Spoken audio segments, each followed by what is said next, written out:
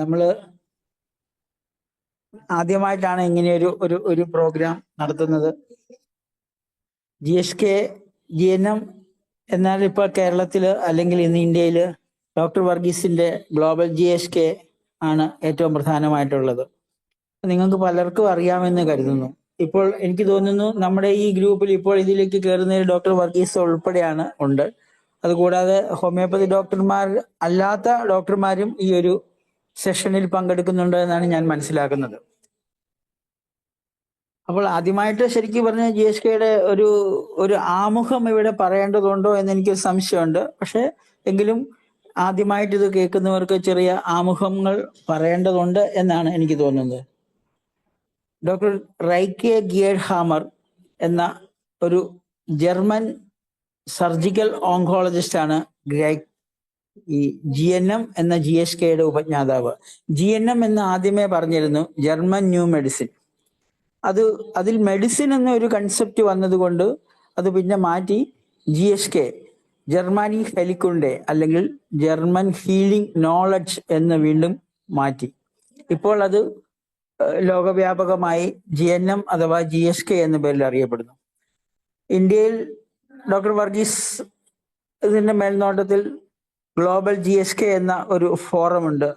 നമ്മൾ പല ഹോമിയോപ്പതി ഡോക്ടർമാരും അതിൽ അംഗമാണ് എന്ന് എനിക്ക് തോന്നുന്നുണ്ട്. ധാരാളം ഡോക്ടർമാർ ഡോക്ടർ വർഗീസിന്റെ ആ സെമിനാർ ഇതിലൊക്കെ പങ്കെടുക്കുന്നുണ്ട്. പക്ഷെ കേരളത്തിൽ ഇത് ഡോക്ടർ അനിതയുടെ മേൽനോട്ടത്തിൽ ഇങ്ങനെയൊരു സംഭവം വന്നിരിക്കുന്നു. അപ്പൊ അതിലേക്ക് നമുക്കൊരു ഇൻട്രഡക്ഷനോട് കൂടി പോകാം. പലപ്പോഴും പല ഡോക്ടർമാരും ചോദിക്കുന്നത് ഹോമിയോപ്പതിക്ക് കൊണ്ട് ഇതിന് എന്താ ഉപയോഗമുള്ളത്, അതല്ലെങ്കിൽ മറ്റൊരു സിസ്റ്റത്തിൽപ്പെട്ട ഡോക്ടർമാർ പറയുകയാണ് എനിക്ക് നിലവിലുള്ള സിസ്റ്റത്തിലുള്ള അറിവുണ്ടല്ലോ, അതിൽ കൂടുതൽ പഠിച്ചാൽ മതിയില്ലേ, ഇനി എന്തിനാണ് GSK പഠിക്കുന്നത്? ഇപ്പം ഹോമിയോപ്പതി ഡോക്ടറാണെങ്കിൽ പറയും ഈ സമയത്ത് 2 മെഡിസിൻ വായിച്ചാൽ അല്ലെ മയാസത്തെ പറ്റി ഒരു കൂടുതൽ അറിവുണ്ടായാലും അതല്ലേ നല്ലത് എന്ന് പലപ്പോഴും ചിന്തിക്കാറുണ്ട്. ഒരു പരിധി വരെ അത് ശരിയായിട്ട് തോന്നുന്നുണ്ട്. പക്ഷെ നമ്മളുടെ പല രോഗങ്ങളും പ്രാക്ടീസ് ഓഫ് മെഡിസിൻ നമ്മൾ പഠിച്ച കാലത്ത് എറ്റിയോളജി ഈസ് നോട്ട് നോൺ എന്നാണ് എല്ലാം എഴുതിയിരിക്കുന്നത്. 90%, പ്രത്യേകിച്ച് ഇൻഫെക്ഷ്യസ് ഡിസീസസ് ഒഴികെയുള്ള ബാക്കി hypertension, diabetes, malignancies, tumour, even in the skin disease, allergy, ഇതിന്റെ എല്ലാം എറ്റിയോളജി എന്താണെന്ന് ചോദിച്ചു കഴിഞ്ഞാൽ എറ്റിയോളജി ആർക്കും അറിയത്തില്ല. Aetiology is not known. But അതിനുശേഷം പറയും ചില ഹൈപ്പോത്തിസിസുകളാണ് പലപ്പോഴും അലർജി, അങ്ങനെയുള്ള പല കാര്യങ്ങളാണ് പറയുന്നത്. അപ്പൊ അത് ഓരോ കാലഘട്ടത്തിലും ഓരോ കോസാണ് പലപ്പോഴും പറയുന്നത്. എങ്കിലും ഇപ്പം വ്യത്യസ്തമായ ക്യാൻസറിനെ പറ്റി പറയുമ്പോൾ ഏറ്റവും ഗുരുതരമായ ഇന്ന് ലോകം അഭിമുഖീകരിക്കുന്ന ഏറ്റവും പ്രശ്നമുള്ള ഒരു പ്രശ്നമാണല്ലോ ക്യാൻസർ. അതിന്റെ എറ്റിയോളജി നോക്കുകയാണെങ്കിൽ സ്മോക്കിംഗ് ഒരു കാരണമായിട്ട് പറയാം. അത് ലങ് ക്യാൻസറിന് കാരണമായിട്ട് സ്മോക്കിംഗ് ആണ് പറയുന്നത്. പക്ഷെ സ്മോക്ക് 100 വർഷം കഴിച്ചുകൊണ്ട് സ്മോക്കിംഗ് നടത്തിയവർക്കും ക്യാൻസർ ഉണ്ടാകണമെന്ന് നിർബന്ധമില്ല. അപ്പൊ അവരിൽ ഉണ്ടാകാത്തത് എന്തുകൊണ്ട് എന്നൊരു ചോദ്യമുണ്ട്. അതുപോലെ തന്നെ പുകവലിയല്ല, വെറ്റില മുറുക്ക്, പല കാരണങ്ങൾ, അല്ലെങ്കിൽ ഭക്ഷണം. ഇപ്പോഴാണെങ്കിൽ നമ്മളിപ്പം ഇപ്പം ആധുനിക യുഗത്തിൽ ഈ സ്മാർട്ട് ഫോണിന്റെ യുഗത്തിൽ വാട്സപ്പ് യൂണിവേഴ്സിറ്റികളൊക്കെ ഓരോ ഭക്ഷണത്തിലും ക്യാൻസർ ഉണ്ടാവും എന്ന് ഭയപ്പെടുത്തുന്നു. അതുപോലെ തന്നെ ഓരോ ചെറിയ ചെടി കണ്ടു കഴിഞ്ഞാലും പേരാലിന്റെ കുരുന്നില കഴിച്ചു കഴിഞ്ഞാൽ ക്യാൻസർ പോകുമെന്നും പറയുന്നു. അതായത് അത് കഴിച്ചാൽ ക്യാൻസർ ഉണ്ടാകും, ഇത് കഴിച്ചാൽ ക്യാൻസർ പോകും. അപ്പം ആ രീതിയിൽ ആൾക്കാരിൽ ഒരു ഭയം ഉളവാക്കുന്ന കാര്യങ്ങൾ മാത്രമേ ഇപ്പോൾ നടക്കുന്നുള്ളൂ. എന്നാൽ എന്തുകൊണ്ട് ഏതിലേക്കുണ്ട് എന്ന് എന്ത് കാരണത്താലാണെന്ന് വളരെ കൃത്യമായിട്ട് പറയുന്നതിന് പലർക്കും സാധിച്ചിട്ടില്ല.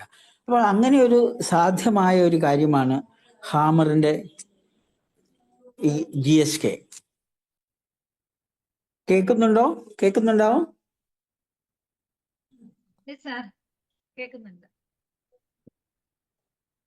കേൾക്കാം സാർ. ഓക്കെ.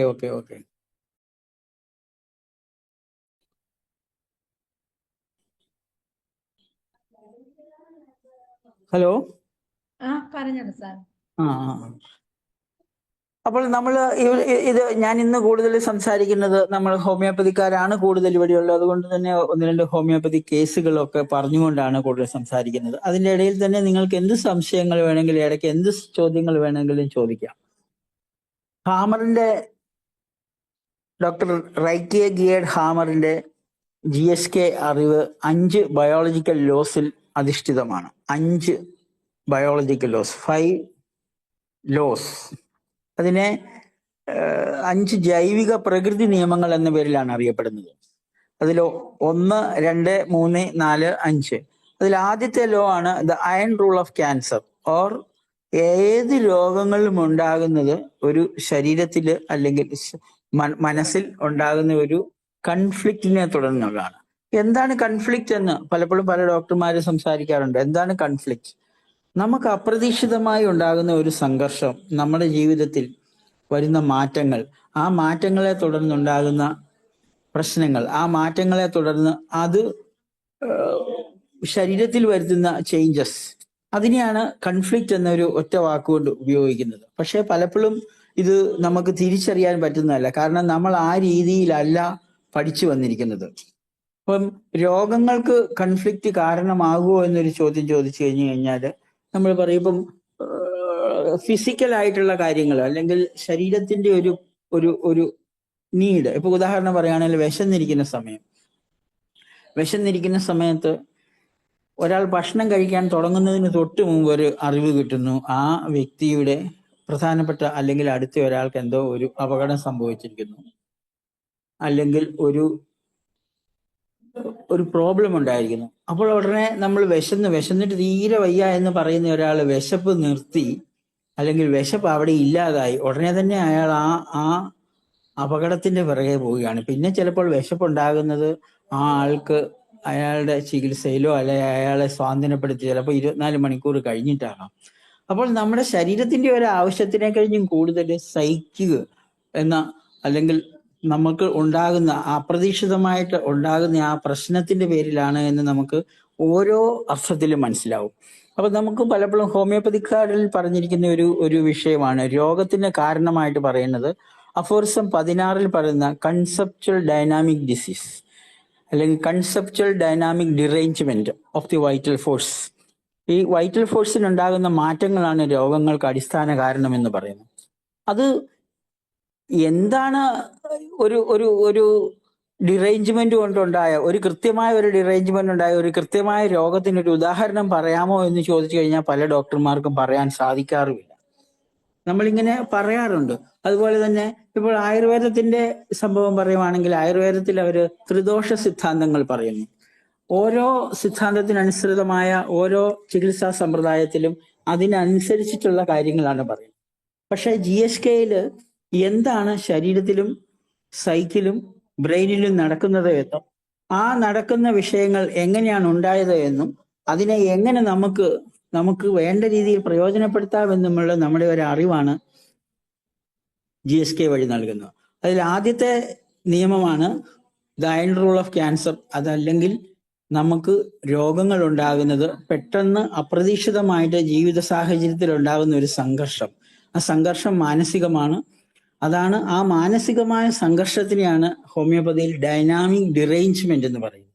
ആ ഡൈനാമിക് ഡിറേഞ്ച്മെന്റ് ഉണ്ടാകുമ്പോൾ എന്താണ് ഉണ്ടാകുന്നത് എന്ന് ചോദിച്ചു കഴിഞ്ഞാൽ അത് പിന്നീടാണ് മനസ്സിലാകുക. ശരീരത്തിന്റെ ഏത് അവയവത്തിലാണ്, ശരീരത്തിന്റെ ഏത് കോശങ്ങളിലാണ്, ഏത് കോശത്തിൽ ഏത് തരത്തിലുള്ള മാറ്റമാണ് ഉണ്ടാകുന്നത്, ആ മാറ്റങ്ങൾ എത്ര നാളത്തേന് നീണ്ടു നിൽക്കും എന്നുള്ള ഒരു വളരെ വിശദമായ ഒരു പഠനമാണ് GSKയിലുള്ളത്. അതൊരു ഡോക്ടർമാർ എന്ന രീതിയിൽ തീർച്ചയായിട്ടും ഡോക്ടർമാർക്ക് അതിനെ വളരെ കൂടുതൽ ആഴത്തിൽ അറിയാൻ സാധിക്കും. മാനസികമായ എല്ലാ രോഗങ്ങളെ പറ്റി സംസാരിക്കുന്നത് കൊണ്ട് ഹോമിയോപ്പതി ഡോക്ടർമാർക്ക് അത് കൂടുതലായിട്ട് മനസ്സിലാക്കാൻ കഴിയുമെന്നാണ് എന്റെ പ്രതീക്ഷ. പക്ഷെ പലപ്പോഴും ഹോമിയോപ്പതി ഡോക്ടർമാർ ഇനി വേറൊരു കാര്യങ്ങൾ പഠിക്കേണ്ടതില്ല, അല്ലെങ്കിൽ മറ്റു വിഭാഗത്തിൽപ്പെട്ട ഇനി വേറൊരു കാര്യങ്ങൾ മനസ്സിലാക്കേണ്ടതില്ല, ഇത് കൊണ്ട് നമുക്ക് എന്ത് ഉപകാരം എന്നുള്ള രീതിയിൽ പലപ്പോഴും സംസാരിച്ച് കേൾക്കാറുണ്ട്. ഞാൻ ഒരു 5-6 വർഷങ്ങൾക്ക് മുമ്പ് ഡോക്ടർ വർഗീസിന്റെ ക്ലാസ്സുകൾക്കൊക്കെ ശേഷം ഞാൻ 1-2 സ്ഥലത്ത് ഇത് പറഞ്ഞപ്പോൾ ഇതൊരു നോൺസെൻസ് ആണ് എന്ന് പറയുന്ന രീതിയിൽ ഉള്ള അനുഭവങ്ങളൊക്കെ എനിക്കുണ്ടായിട്ടുണ്ട്. പക്ഷെ ഇന്നിപ്പോൾ വളരെ പതുക്കെ അതിലേക്ക് വരികയാണ്.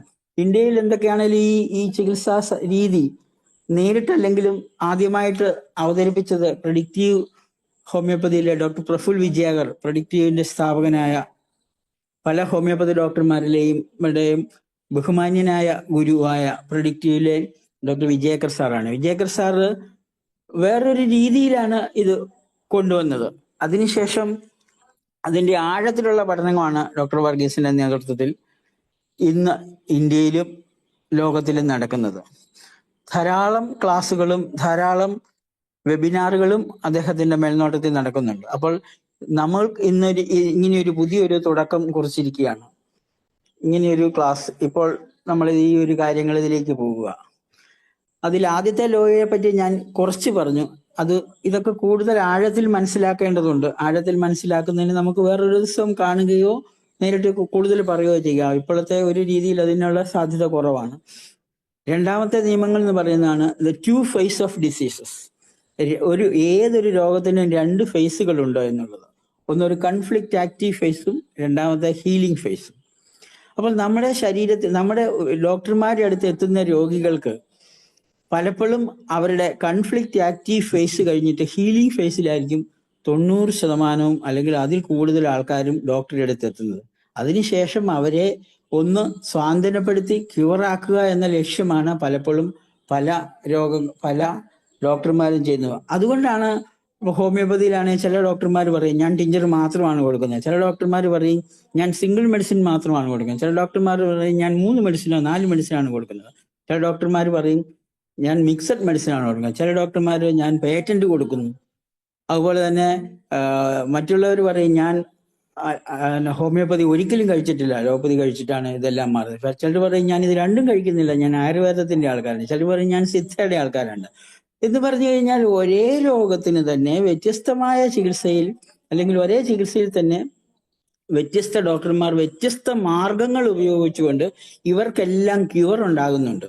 അപ്പൊ ഞാൻ അത് കൊടുത്തിട്ട് കുറഞ്ഞല്ലോ, അപ്പൊ ഞാൻ അത് തന്നെ കൊടുത്താൽ പോരെ. അവിടെ എല്ലാം കുറവ് അല്ലെങ്കിൽ ക്യൂർ ഉണ്ടായത് എന്ന് പറയുന്നത് ആ വ്യക്തി ഹീലിംഗ് ഫേസിലായിരുന്നു എന്ന് മനസ്സിലാക്കുമ്പോഴാണ്. അത് പറഞ്ഞ ഏക ചികിത്സാ സമ്പ്രദായം ലോകത്ത് GSK ആണ്.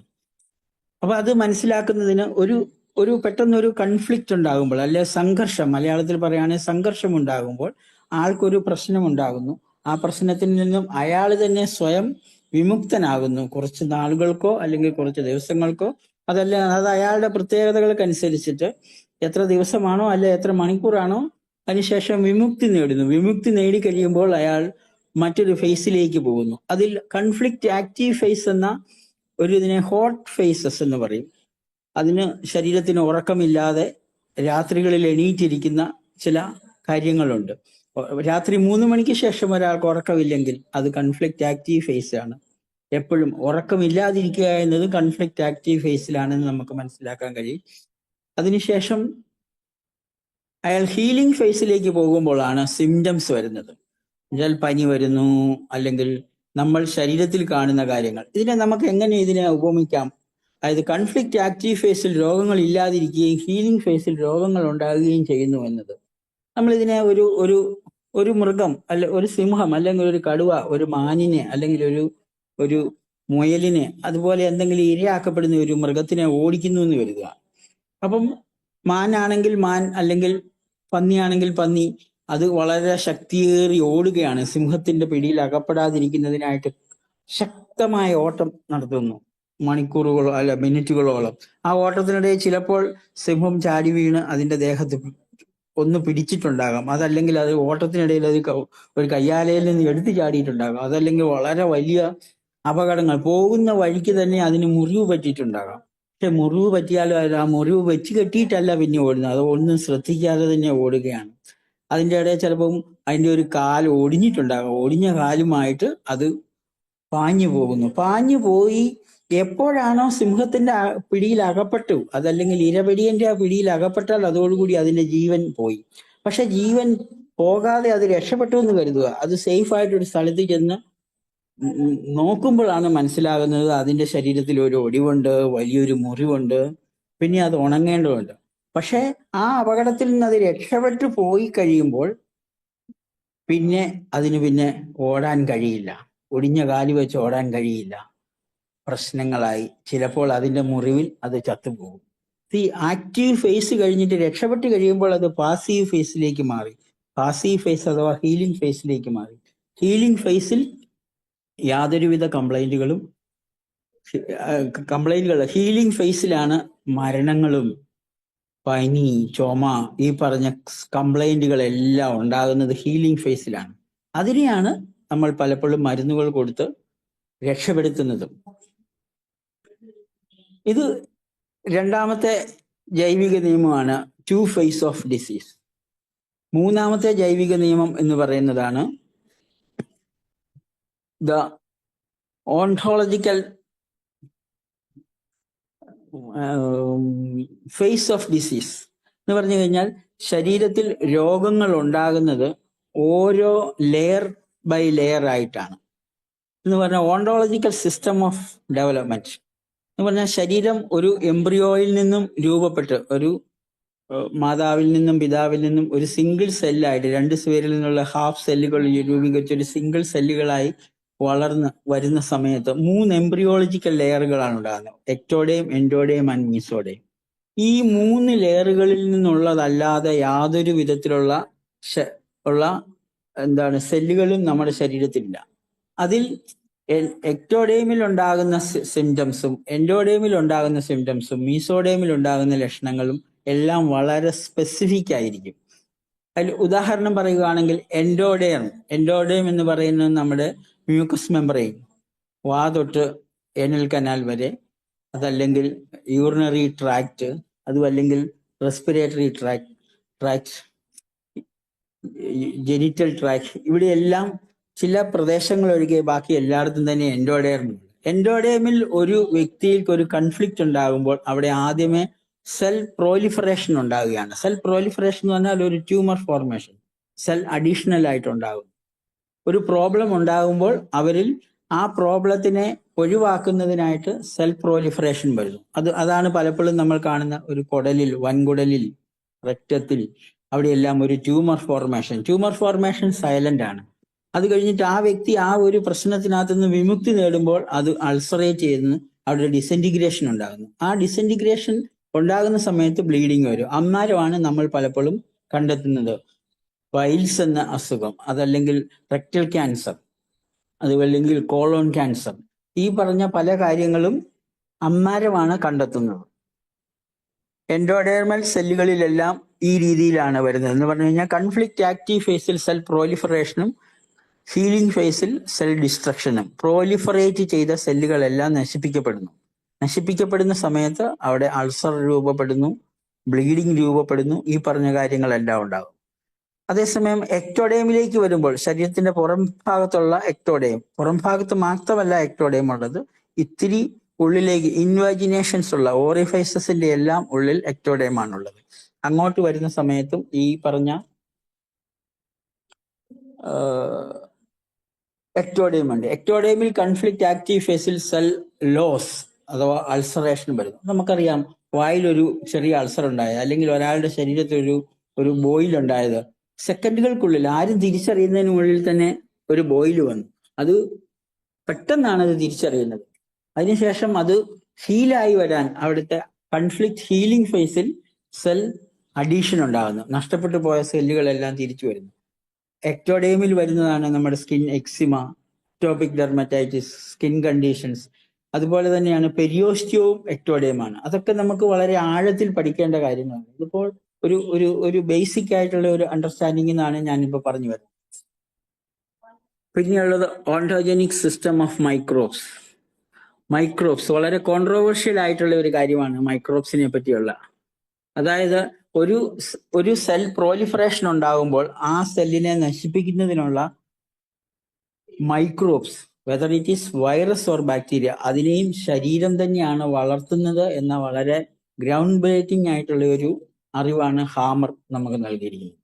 എന്ന് പറഞ്ഞാൽ ഏതെങ്കിലും ഒരു സ്ഥലത്ത് ഒരു ട്യൂമർ ഉണ്ടായിട്ടുണ്ടെങ്കിൽ ആ ട്യൂമറിനകത്ത് തന്നെ ആ ട്യൂമറിനെ നശിപ്പിക്കുന്നതിനായിട്ടുള്ള മൈക്രോബ്സ് ശരീരം തന്നെ വളർത്തുന്നു. എന്ന് പറഞ്ഞു കഴിഞ്ഞാൽ മൈക്രോബ്സിനെ കൺട്രോൾ ചെയ്യുന്നത് ശരീരത്തിലെ ബ്രെയിൻ ആണെന്നാണ് അതിന്റെ മറ്റൊരർത്ഥം.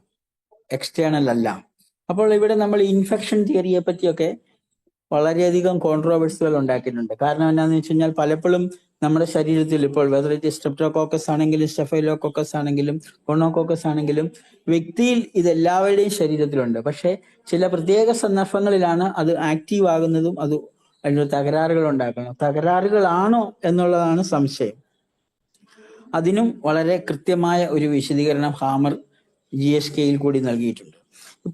ഞാനിപ്പോൾ ഈ പറഞ്ഞു വരുന്നത് ഒരു അറിവിന്റെ ഒരു തുടക്കമാണ്. അതിനുശേഷം അതിലേക്ക് നമ്മൾ ഓരോരുത്തരും സ്വയം ഇറങ്ങിയെങ്കിൽ മാത്രമേ നമുക്കത് പൂർണ്ണമായിട്ട് മനസ്സിലാക്കാൻ കഴിയൂ.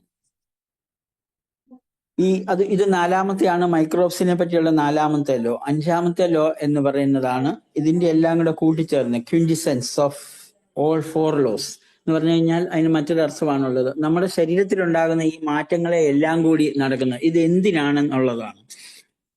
സാധാരണഗതിയിൽ നമ്മൾ പറയും ഒരാൾക്ക് ടോൺസിലൈറ്റിസ് ഉണ്ടായി, അതല്ലെങ്കിൽ ഫാരിഞ്ചൈറ്റിസ് ഉണ്ടായി, അതല്ലെങ്കിൽ അപ്പൻഡിസൈറ്റിസ് ഉണ്ടായി, അതല്ലെങ്കിൽ ഒരു യൂറിത്രൈറ്റിസ് ഉണ്ടായി, ന്യൂമോണിയ ഉണ്ടായി. എന്തുകൊണ്ടുണ്ടായി, അതല്ലെങ്കിൽ ഏത് കാരണത്താലുണ്ടായി, അതല്ലെങ്കിൽ അലർജിക് തുമ്മലുണ്ടായി, നമ്മൾ പറയും ഇന്ന റീസണും കൊണ്ടാണ്. പക്ഷേ GSKയിൽ എന്തിന് എന്നൊരു ചോദ്യം കൂടെ ചോദിക്കുന്നുണ്ട്. എന്തിനാണ് രോഗമുണ്ടായത്, എന്തിനാണ് തുമ്മിയത്? ഉദാഹരണത്തിന് ഒരു തുമ്മൽ ഉണ്ടായി എന്ന് പറഞ്ഞു കഴിഞ്ഞാൽ എന്തിനാണ് തുമ്മിയത് എന്ന് ചോദിച്ചാൽ നമുക്കറിയാം ആ എൻവയോൺമെന്റ്, എക്സ്റ്റേണൽ എൻവയോൺമെന്റ് എന്ന് പറയുന്നത് നമുക്ക് സുഖകരമല്ലാതായിട്ട് ആയപ്പോഴാണ് നമുക്ക് ആ തുമ്മൽ ഉണ്ടായത്. എക്സ്റ്റേണൽ എൻവയോൺമെന്റ് സുഖകരമല്ലാതാകുമ്പോൾ തുമ്മൽ വരുന്നു. ഇതിനെ നമ്മൾക്ക് ഇപ്പോൾ ഏതെങ്കിലും പൊടിയുള്ള സ്ഥലത്ത് നിന്ന് നിങ്ങൾ തുമ്മൽ ഉണ്ടായത് അത് ശരീരത്തിന്റെ ഒരു പ്രൊട്ടക്റ്റീവ് മെക്കാനിസമാണ്. ആ പ്രൊട്ടക്റ്റീവ് മെക്കാനിസത്തിന് പകരം നമ്മുടെ എൻവയോൺമെന്റ് നമുക്ക് സുഖകരമല്ലെന്ന് ശരീരത്തിന് തോന്നിയാൽ ആ പ്രശ്നം പലപ്പോഴും രോഗമായിട്ട് വരും.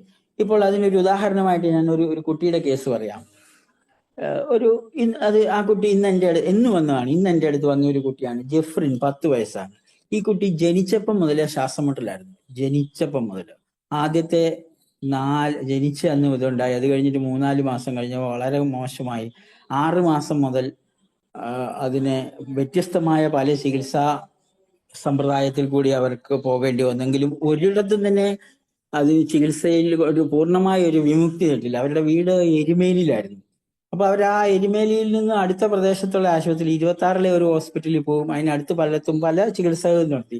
അതിനുശേഷം അവർ ESIയിലേക്ക് പോയി. ഏകദേശം 1 വയസ്സുള്ളപ്പോൾ ESIയിൽ പോയി. ESIയിൽ ചെന്ന് കഴിഞ്ഞപ്പോൾ അവർ പറഞ്ഞു ഇത് ഭയങ്കര സീരിയസ് ആയ ഒരു പ്രശ്നമാണല്ലോ, നിങ്ങൾ ഈ കുട്ടി മുന്നോട്ട് പോകാനുള്ള സാധ്യത തീരെ കുറവാണ്. നാളുകളോളം അവിടെ കിടന്നു. ഓരോ പ്രാവശ്യവും മറ്റുള്ള അവരുടെ പരിചയമുള്ള ഹോസ്പിറ്റലിലൊക്കെ ചെല്ലുമ്പോൾ ഈ കുട്ടി അവരവിടെ അഡ്മിറ്റ് ചെയ്യില്ല. അഡ്മിറ്റ് ചെയ്യാതെ അവർ മെഡിക്കൽ കോളേജിന് പോകും. അപ്പോൾ എരുമേലിയിൽ നിന്ന് മെഡിക്കൽ കോളേജ് വരപ്പാൻ ഏകദേശം 1.5 മണിക്കൂർ വേണം. ഈ 2 മണിക്കൂറിനുള്ളിൽ അവിടെ എത്തുമ്പോഴത്തേനും കുട്ടി ഒരു വല്ലാത്ത ഒരു അവശതയായി പോകുന്ന ഒരവസ്ഥ. അപ്പൊ അങ്ങനെ വന്നിട്ട് ഏകദേശം ആ കുട്ടിക്ക് 3 വയസ്സ് പ്രായമുള്ളപ്പോഴാണ് എൻ്റെ അടുത്ത് എത്തുന്നത്. എൻ്റെ അടുത്ത് വന്നത് 3 വയസ്സുള്ള ഒരു 4-5 വർഷം മുമ്പായി. ഇപ്പൊ 10 വയസ്സ്. അന്ന് ആ കുട്ടിയെ ചികിത്സിച്ചു. അന്ന് തന്നെ GSKയുടെ അറിവുകൾ ഏകദേശം നമുക്ക് ലഭിച്ചിട്ടുണ്ടായിരുന്നു ഡോക്ടർ വർഗീസിന്റെ ക്ലാസ്സുകളിൽ കൂടെ. അപ്പോൾ ഞാനന്ന് ആ കുട്ടിക്ക് മെഡിസിൻ നൽകി. അപ്പോൾ മെഡിസിൻ നൽകി എങ്കിലും വീണ്ടും വീണ്ടും ഉണ്ടാകാതിരിക്കണമെങ്കിൽ അതിനൊരു റീസൺ ഉണ്ടാകുമല്ലോ. അപ്പോൾ ആ കുട്ടിയുടെ അതിനൊരു കാരണം ഉണ്ടായത് അതൊരു death freight and territorial threat എന്ന് പറഞ്ഞ ഒരു കൺഫ്ലിക്റ്റ് ആയിരുന്നു. അതിൻ്റെ ഒരു കാരണം എന്താന്ന് ചോദിച്ചു കഴിഞ്ഞാൽ ഈ കുട്ടി വളരെ ചെറുതായിരുന്ന കാലഘട്ടത്തിൽ തന്നെ കുട്ടിയുടെ കൊച്ചിന്റെ അമ്മയുടെ അതല്ലെങ്കിൽ കൊച്ചിന്റെ അച്ഛന്റെ അനിയൻ മദ്യപിച്ച് വീട്ടിൽ വന്നിട്ട് ഭയങ്കര ബഹളം ഉണ്ടാകുമായിരുന്നു. ബഹളം മാത്രമല്ല ഉണ്ടാകുന്ന, പുള്ളി ആയുസ് എടുത്തുകൊണ്ട് അമ്മയെയും ഭർത്താവിനെയും ഈ കൊച്ചിന്റെ അച്ഛനെയും ഉപദ്രവിക്കാനായിട്ട് വരും. അപ്പൊ അമ്മയും കൊച്ചും കൂടി ഇത് ഗർഭിണിയായിരുന്ന കാലഘട്ടത്തിൽ തന്നെ രാത്രിയിൽ രക്ഷപ്പെട്ടോടി പറമ്പിൽ പോയി ഇരിക്കുക. അങ്ങനെ ഒരു ഭയത്തിന്റെ ഒരു സാഹചര്യത്തിലാണ് ഈ കുട്ടി ഉണ്ടായത് തന്നെ. അതിനുശേഷം അത് നിലനിൽക്കുന്നു.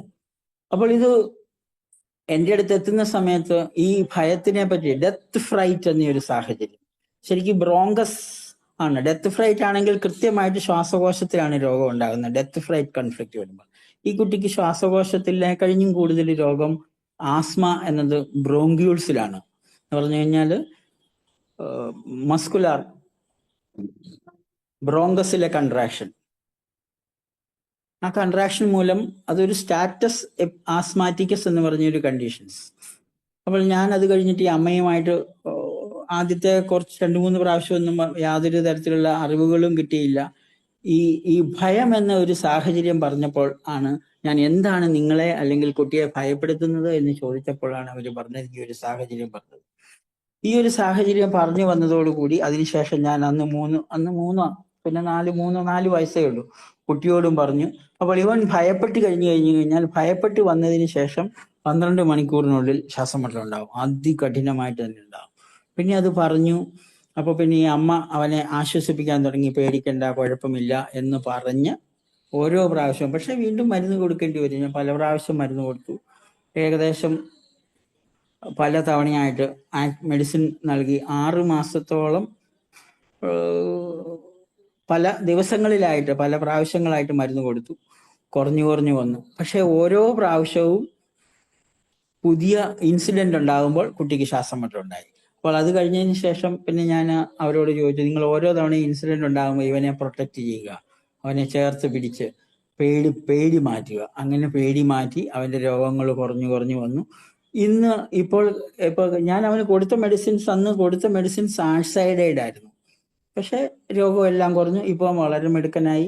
ഇന്ന് വന്നപ്പോൾ ഞാൻ ഇപ്പം അത് കഴിഞ്ഞതിന് ശേഷം പിന്നെ വരുന്ന സമയത്ത് ഓരോ തവണയും ഞാൻ രോഗമായിട്ട് അവർ കഠിന രോഗമാണെന്ന് പറഞ്ഞ് വണ്ടി പിടിച്ചു എരുമേലിയിൽ നിന്ന് വരുമ്പോൾ ചോദിക്കും, ഇന്നലെ എന്തുണ്ടായി അല്ലെങ്കിൽ മിനിഞ്ഞാന്ന് എന്തുണ്ടായി എന്നുള്ള ചോദ്യത്തിന് ഒരു കൃത്യ ഉത്തരം പറയാൻ തുടങ്ങി. ഇപ്പൊ ഇന്നലെ ഉണ്ടായ കാര്യം എന്നാന്ന് ചോദിച്ചു കഴിഞ്ഞാൽ, ഇന്നലെ ഇപ്പൊ കഴിഞ്ഞ 1 കൊല്ലമായിട്ട് ഒരു രോഗവും വന്നിട്ടില്ല. ഇന്നലെ ഉണ്ടായത്, അടുത്ത വീട്ടിലെ ഒരു കുട്ടിയെ ഇവൻ എന്തോ വഴക്ക് പറഞ്ഞ് അടിച്ചു ഓടിക്കുകയൊക്കെ ചെയ്തപ്പോൾ ആ വീട്ടിലെ ആ കൊച്ചിന്റെ അമ്മ ഇവന്റെ അടുത്ത് വന്നു, ഡാ എന്ന് പേടിപ്പിച്ചല്ലേ നീ എന്നാ കാണിച്ചതെന്ന് ചോദിച്ചപ്പോൾ ഇവൻ പെട്ടെന്ന് പേടിച്ചു ഇവന്റെ മുഖഭാവം മാറി. അപ്പൊ ആ ഒരു ഭയം വന്നപ്പോൾ ഇന്ന് വീണ്ടും ശ്വാസമുട്ടലുണ്ടായി. 1 വർഷത്തിന് ശേഷം ശ്വാസമുട്ടലുണ്ടായെങ്കിൽ അത് വളരെ മൈൽഡാണ്. അപ്പം നമുക്ക് ഈ ഒരു ആസ്മ എന്ന ഒരു രോഗത്തിനെ നമ്മൾ ഈ ഒരു സാഹചര്യം ഉണ്ടായാൽ നമുക്ക് വളരെ എളുപ്പത്തിൽ തന്നെ ചികിത്സിച്ച് മാറ്റാൻ പറ്റും. അതുപോലെ തന്നെ എനിക്ക് മറ്റൊരു കേസ്, ഒരിക്കൽ ആസ്മയുടെ കേസ് പറയുവാണെങ്കിൽ, പന്തളത്തു നിന്നൊരു കുട്ടി. ആ കുട്ടി എന്നും ശ്വാസമുട്ടലാണ്. പോകുന്നത് 1-ാം ക്ലാസ്സിലാണ്. LKG UKG ഒക്കെ കഴിഞ്ഞ് 1-ാം ക്ലാസ്സിൽ പോകുന്നത്. പഠിത്തത്തിന് വളരെ പിന്നോക്കമായി. പക്ഷെ 1-ാം ക്ലാസ്സിൽ വിടുന്നു, മാസത്തിൽ 2 ആഴ്ചയിലും ക്ലാസ്സിൽ പോകാതിരിക്കും. അപ്പൊ ആ കുട്ടിയെ ഒരിക്കൽ എൻ്റെ അടുത്ത് കൊണ്ടുവന്നു. അപ്പൊ ഞാൻ ആ കൊച്ചിനോട് ചോദിച്ചു, അല്ലെങ്കിൽ കൊച്ചിന്റെ അമ്മയോട് ചോദിച്ചു, എന്താണ് ഇവളെ പേടിപ്പിക്കുന്ന സ്ഥലം? അപ്പൊ ഈ സ്കൂൾ കഴിഞ്ഞു വന്നതിന് ശേഷം ഒരു നഴ്സറിയിലേക്ക് വിടുമായിരുന്നു ഈ കൊച്ചിനെ. അവിടുത്തെ ടീച്ചർ ഞുള്ളുവെന്ന് പറഞ്ഞു. ആ ഭയമാണ് ആ കുട്ടിക്കുണ്ടായിരുന്നത്. ഞാൻ അമ്മയോട് പറഞ്ഞു, ഇനി ഈ കൊച്ചിനെ നഴ്സറിയിലേക്ക് വിടേണ്ടതില്ല, ഒരു ആശാൻ കളരി അവിടെ വിടണ്ട, ഞുള്ളുവെക്ക്. അപ്പൊ എന്നിട്ട് ആ കുട്ടിയോട് ജസ്റ്റ് ഇത്രയേ പറഞ്ഞുള്ളൂ, നിനക്ക് ഇനി ഞുള്ളുണ്ടാകുകയല്ല. ആ കുട്ടിക്ക് പിന്നെ ഒരിക്കലും ശ്വാസമുട്ടൽ ഉണ്ടായിട്ടില്ല. അപ്പൊ അത് നമ്മുടെ ഒരു ചികിത്സയിൽ പലപ്പോഴും ഒരു മെഡിസിൻ കണ്ടെത്തുന്നതിന് നമുക്ക് പലപ്പോഴും വിഷമങ്ങൾ ഉണ്ടാകാറുണ്ട്. പല മെഡിസിൻസിലും നമ്മൾ എത്തുന്നത് ഭയങ്കര പാടാണ്. അപ്പം അവിടെ എന്തുകൊണ്ടാന്ന് ചോദിച്ചു കഴിഞ്ഞാൽ, നമുക്ക് ആ വിഷമം ഉണ്ടാകുന്നതിന്റെ കാരണമാണ് ഏതാണ് നമ്മുടെ കറക്റ്റ് സിമിലിമം എന്നത്. പക്ഷെ യഥാർത്ഥത്തിൽ സിമിലിമത്തിലേക്ക് എത്തുന്നത് നമ്മൾ അവരുടെ ഡിറേഞ്ച്മെന്റ് നേരിട്ട് മനസ്സിലാക്കുമ്പോൾ, ഈ കൺഫ്ലിക്റ്റ് മനസ്സിലാക്കുമ്പോൾ അവരുടെ ഡിറേഞ്ച്മെന്റിലേക്ക് നമ്മൾ നേരിട്ട് എത്തുകയാണ്. അവിടെ ഒരു ഹോമിയോപ്പതിക് ഡൈനാമിക് മെഡിസിൻസ് ഉപയോഗിച്ചുകൊണ്ടാണ് ഹോമിയോപ്പതി ചികിത്സിക്കുന്നത്. അപ്പോൾ നമുക്ക് ഈ ആ മെഡിസിൻ കിട്ടിയില്ലെങ്കിൽ പോലും നമുക്ക് അത് മാറ്റാൻ കഴിയും. അത് പലപ്പോഴും എനിക്ക് അനുഭവവേദ്യമായിട്ടുള്ള ഒരു കാര്യമാണ്. അതിനൊരു ഉദാഹരണം, രണ്ടാമത്തെ ഒരു ഉദാഹരണം പറയുവാണെങ്കിൽ, ഒരു വ്യക്തി, അദ്ദേഹം 60 വയസ്സിലധികം ഉണ്ടായി. അദ്ദേഹത്തെ എൻ്റെ അടുത്തേക്ക് പറഞ്ഞു വിട്ടത് എൻ്റെ സുഹൃത്തായ ഒരു ഡോക്ടറാണ്. ഏകദേശം 10 വർഷത്തിലധികമായിട്ട് കാലിന് വേദന ഉണ്ടായിരുന്ന ഒരു വ്യക്തിയാണ്. 10 വർഷത്തിലധികമായിട്ട് കാലിന് വേദന എന്ന് പറയുമ്പോൾ ഈ ബോൺ പെയിൻ, ഇടത് കാലിന് മാത്രം മുട്ടിന് താഴെയിലേക്ക് ഷിൻ ബോണിന്റെ വേദന. അപ്പൊ അതിന് കാരണമായിട്ട് പല ഡോക്ടർമാരും പറഞ്ഞിരുന്നത്, ഇവിടെ കറണ്ട് പോയി പെട്ടെന്ന്, എമർജൻസി അല്ലേ, അതുകൊണ്ടാണ് ലൈറ്റ് പോയത്. എന്നാലും സംസാരിക്കുക കേൾക്കാമല്ലോ ഡോക്ടറെ? കേൾക്കാം സാറേ, സാറിനെ കാണുകയും ചെയ്യും, കുഴപ്പമില്ല. ഇവിടെ ലൈറ്റ് ഇല്ല. അല്ല സാറ് പറഞ്ഞോളൂ, കുഴപ്പമില്ല. അദ്ദേഹം ഒരു എന്താണ് പറയുക, കാലിന് വേദനയായിട്ട് ഓർത്തോപെഡിക് സർജൻ, ന്യൂറോളജിസ്റ്റ്, ഫിസിഷ്യൻ പലരെയും ഹോമിയോപ്പതി ചികിത്സയും നടത്തി. ഹോമിയോപ്പതി ചികിത്സ ഇവിടെ നിന്നും പാലായിൽ നിന്നും തൃശ്ശൂർ എവിടെയോ പോയി 2 വർഷത്തോളം ഹോമിയോപ്പതി ചികിത്സ നടത്തി. അതിനുശേഷം പല ആയുർവേദ ചികിത്സ നടത്തി. അതിനുശേഷം എൻ്റെ ഒരു സുഹൃത്തായ ഒരു ആയുർവേദ ഡോക്ടറെ അടുത്തെത്തി. ആ ഡോക്ടർ ഏകദേശം ഈ ഒരു നോളജിനെ പറ്റി സുഹൃത്ത് എന്ന രീതിയിൽ ഞങ്ങൾ സംസാരിച്ചിരുന്നു. അദ്ദേഹമാണ് എൻ്റെ അടുത്ത് ഈ രോഗിയെ വിട്ടത്. അപ്പൊ വരുന്ന സമയത്ത് ഇവിടെ വെച്ചാലേ മുഖം കാണത്. അപ്പോൾ എൻ്റെ അടുത്ത് എത്തുമ്പോൾ ഇദ്ദേഹം കടുത്ത വേദനയോടൊപ്പം ഇന്റർമിറ്റന്റ് ക്ലോഡിക്കേഷൻ എന്നൊരു അവസ്ഥ എന്ന് പറഞ്ഞു കഴിഞ്ഞാൽ ഒരു ഒബ്ലിറ്ററേറ്റീവ് ആർട്ടീരിയൽ ഡിസീസ് എന്തെങ്കിലും ഉണ്ടോ എന്ന് നമ്മൾ സംശയിക്കും. പക്ഷെ അദ്ദേഹത്തിന് ഒബ്ലിറ്ററേറ്റീവ് ആർട്ടീരിയൽ ഡിസീസസ് ഒന്നും ഇല്ലായിരുന്നു. കാരണം ഡീപ് വെയിൻ ത്രോംബോസിസിന്റെ ലക്ഷണങ്ങളൊന്നുമില്ല. പിന്നെ അയാൾ 15 കൊല്ലം മുമ്പ് നിർത്തിയ സ്മോക്കിങ്ങിനെയാണ് എല്ലാവരും കുറ്റം പറഞ്ഞുകൊണ്ടിരുന്നത്, മറ്റു ഡോക്ടർമാരും എല്ലാവരും. പക്ഷേ ഇദ്ദേഹം എൻ്റെ അടുത്തെത്തിയത് ഏകദേശം 1 വർഷം മുമ്പാണെന്നാ എനിക്ക് തോന്നുന്നു. 1 വർഷം, എന്നാന്ന് കൃത്യമായിട്ട് ഞാൻ മറന്നുപോയി. 1 വർഷം മുമ്പ് എത്തിയ അദ്ദേഹത്തോട് വേദനകൾ, കഠിനമായ വേദന. അദ്ദേഹത്തിന് ഒരു രാവിലെ എണീറ്റ് കഴിഞ്ഞാൽ കുറേ സമയത്തേന് വേദനയാണ്. നടക്കാൻ പറ്റുന്നില്ല, ജോലി ചെയ്യാൻ പറ്റുന്നില്ല. അങ്ങനെയുള്ള ഒരു വല്ലാത്ത ഒരവസ്ഥ. നമ്മൾ ഇത്രമാത്രം സഹിച്ചാണല്ലോ അദ്ദേഹം ജീവിക്കുന്നത് എന്ന് നമുക്ക് ഓർത്തു പോകുന്നു. ഇതൊക്കെ ആണെങ്കിലും അയാൾ ഭയങ്കര കഠിനാധ്വാനിയാണ്. രാവിലെ റബ്ബർ വെട്ടാൻ പോകും, ചൂട് വെക്കുന്നു, റബ്ബർ വെട്ടാൻ പോകുന്നു. അത് കഴിഞ്ഞ ശേഷം ചെറിയൊരു കച്ചവടം നടത്തുന്നു. അതായത് കഠിനാധ്വാനിയായ ഒരു മനുഷ്യൻ. അദ്ദേഹത്തിന് ഈ കേസ് ഞാൻ പല സ്ഥലത്തും പറഞ്ഞിട്ടുണ്ട്. കാരണം അത്ര അത്ഭുതകരമായ ഒരു കേസായിട്ടായിരുന്നു എനിക്ക് തോന്നിയത്. അദ്ദേഹത്തിന് ഈ വേദനകൾ ഉണ്ടാകുമ്പം എന്ത് കാരണത്താൽ ഉണ്ടാകുന്നു എന്നൊന്നും അറിഞ്ഞുകൂടാ. പക്ഷെ ഞാൻ ഈ ഹോമിയോപ്പതിയിലെ പല മെഡിസിൻസിന് ഒന്നും കൊടുക്കാനൊന്നും അല്ല ആദ്യമേ പോയത്. അയാൾക്ക് എന്തുകൊണ്ട് ഈ വേദന ഉണ്ടായി എന്നാണ് ആദ്യമേ തന്നെ ചിന്തിച്ചത്. അപ്പോൾ ലെഫ്റ്റ് സൈഡിലുണ്ടായ ഒരു കംപ്ലൈന്റ്, അത് കാലിലുണ്ടായ ഒരു കംപ്ലൈന്റ്. അപ്പോൾ അതൊരു പെരിയോസ്റ്റിയൽ പെയിൻ എന്നാണ് എൻ്റെ മനസ്സിൽ തോന്നിയത്. ഹോമിയോപ്പതി അയാളുടെ ഒരു പെരിയോസ്റ്റിയൽ പെയിൻ എന്ന് പറഞ്ഞു കഴിഞ്ഞാൽ അവരുടെ വീട്ടിൽ അയാളുടെ മകൻ ആണ് അയാളുടെ പ്രോബ്ലം. പക്ഷെ ശരിക്കും മകൻ മാത്രമല്ലായിരുന്നു പ്രോബ്ലം, മകന്റെ ഭാര്യയും. മകൻ ഒരു എന്താണ്, ഉത്തരവാദിത്വമില്ലാത്ത, ജോലി ചെയ്യാത്ത ഒരാൾ. മകൾ ഒരു തട്ടിപ്പിനകത്ത് പെട്ട് കുറെ പൈസ കളയേണ്ടി വന്നു. 10 ലക്ഷത്തിലധികം രൂപ ഇയാൾക്ക് ബാധ്യത ഉണ്ടാക്കി വെച്ചു. ഇവരെ വീട്ടിൽ നിന്നും പുറത്താക്കുക എന്നതായിരുന്നു ഇയാളുടെ ഉള്ളിലുള്ള ആഗ്രഹം. A kick off my house. അതിനാൽ അയാളുടെ ശരീരത്തിലെ ഏറ്റവും ആ ബോണിലുള്ള സെല്ലോസ് നടക്കുന്നുണ്ട്. അപ്പൊ ഞാൻ അയാളോട് ഒരു ചോദ്യം ചോദിച്ചത് ഇതാണ്: നിങ്ങൾക്ക് ആരെയാണ് വീട്ടിൽ നിന്നും തൊഴിച്ചു പുറത്താക്കാൻ തോന്നുന്നത് എന്ന് ചോദിച്ചപ്പോൾ അയാൾ അന്നേരം പറഞ്ഞ കാര്യമാണ് മകന്റെ കാര്യം പറഞ്ഞു. പിന്നെ ചരിത്രങ്ങൾ പറഞ്ഞു. ചരിത്രം വളരെ പരിതാപകരമായിരുന്നു. വളരെ മോശപ്പെട്ട സാഹചര്യത്തിൽ നിന്നും, ഒന്നുമില്ലാതിരുന്ന സാഹചര്യത്തിൽ നിന്നും മറ്റുള്ളവരുടെ സഹായത്താൽ ഒരു അനാഥയായ ഒരു പെൺകുട്ടിയെ വിവാഹം കഴിച്ച് അവരിൽ ഉണ്ടായ 3 കുട്ടികളുണ്ടായി. അവരെ എല്ലാം നല്ല രീതിയിൽ കെട്ടിച്ചും വിട്ടു. ഈ ഒരു മകൻ മാത്രം കൃത്യമല്ലാതെ കാര്യങ്ങൾ ചെയ്തപ്പോൾ ഇയാൾക്കുണ്ടായ ബുദ്ധിമുട്ടുകളിൽ നിന്നാണ് ഇയാൾക്ക് ഈ പ്രശ്നം വന്നത്. ഞാൻ അയാളുടെ കാലുകൾ തണുത്തിരുന്നു. ഞാൻ അയാൾക്ക് കൊടുത്ത മെഡിസിൻ നമ്മുടെ സെക്കൈൽ കോർണോട്ടം എന്ന മെഡിസിനാണ് കൊടുത്തത്. 2 ഡോസ് മെഡിസിൻ കൊടുത്തു. പക്ഷേ സെക്കൈൽ കോർണോട്ടമാണോ കൊടുക്കേണ്ടത് എന്ന് എനിക്ക് ആ കാര്യത്തിൽ സംശയമുണ്ടായിരുന്നു. പക്ഷെ എന്താണേലും മെഡിസിൻ കൊടുത്ത് 24 മണിക്കൂറിനുള്ളിൽ അയാളുടെ രോഗം മാറി. പിന്നെ ഒരിക്കലും ആ വേദന വന്നില്ല. ഒരു 3 മാസത്തിന് ശേഷം എന്തോ ഒരു പ്രത്യേക സാഹചര്യത്തിൽ ഒരു ശകലം കൂടി വേദന വന്നു. ഇപ്പൊ 1 കൊല്ലത്തിലധികമായിട്ട് ഇപ്പൊ എൻ്റെ അടുത്ത് വരുന്നില്ല. അപ്പോൾ അത്ര കഠിനമായ ഒരു വേദനയെ പോലും ശരീരത്തിനൊരു രോഗത്തിനെ ഉണ്ടാക്കാൻ കഴിഞ്ഞു കഴിഞ്ഞാൽ അതിനെ മാറ്റാനും കഴിയുമെന്നുള്ളതിന്റെ ഏറ്റവും വലിയൊരു തെളിവാണ് ഈ അറിവ്. ഈ അറിവ് നമുക്ക് ഉണ്ടാകേണ്ട കാര്യമുണ്ട്. GSK അറിവ് ഹോമിയോപ്പതിക്കാർക്ക് ഉണ്ടാകണം. അത് ഹോമിയോപ്പതിക്കാർക്ക് മാത്രമല്ല, എല്ലാ മനുഷ്യർക്കും ഈ അറിവുണ്ടായെങ്കിൽ മാത്രമേ അവർക്ക് പലപ്പോഴും രോഗത്തിൽ നിന്ന് വിമുക്തി നേടാനാകുകയുള്ളൂ എന്ന് എനിക്ക് തോന്നാറുണ്ട്. ഉദാഹരണത്തിന് പറയുകയാണെങ്കിൽ, ഏതൊരു രോഗിയും ഒരു പ്രത്യേക രോഗവുമായിട്ട് അല്ലെങ്കിൽ അലർജിയുമായിട്ട്, അലർജി എന്ന് പറഞ്ഞു കഴിഞ്ഞാൽ പലപ്പോഴും സംഭവിക്കുന്നത് എന്താന്ന് ചോദിച്ചു കഴിഞ്ഞാൽ, ഒരു പ്രത്യേക തുമ്മൽ അല്ലെങ്കിൽ ഒരു പ്രത്യേക ചൊറിച്ചിൽ, ഒരു പ്രത്യേക രോഗങ്ങളുണ്ടായി, അതുണ്ടാകുന്നതിന് കൃത്യമായ ഒരു കാരണമുണ്ടാകും.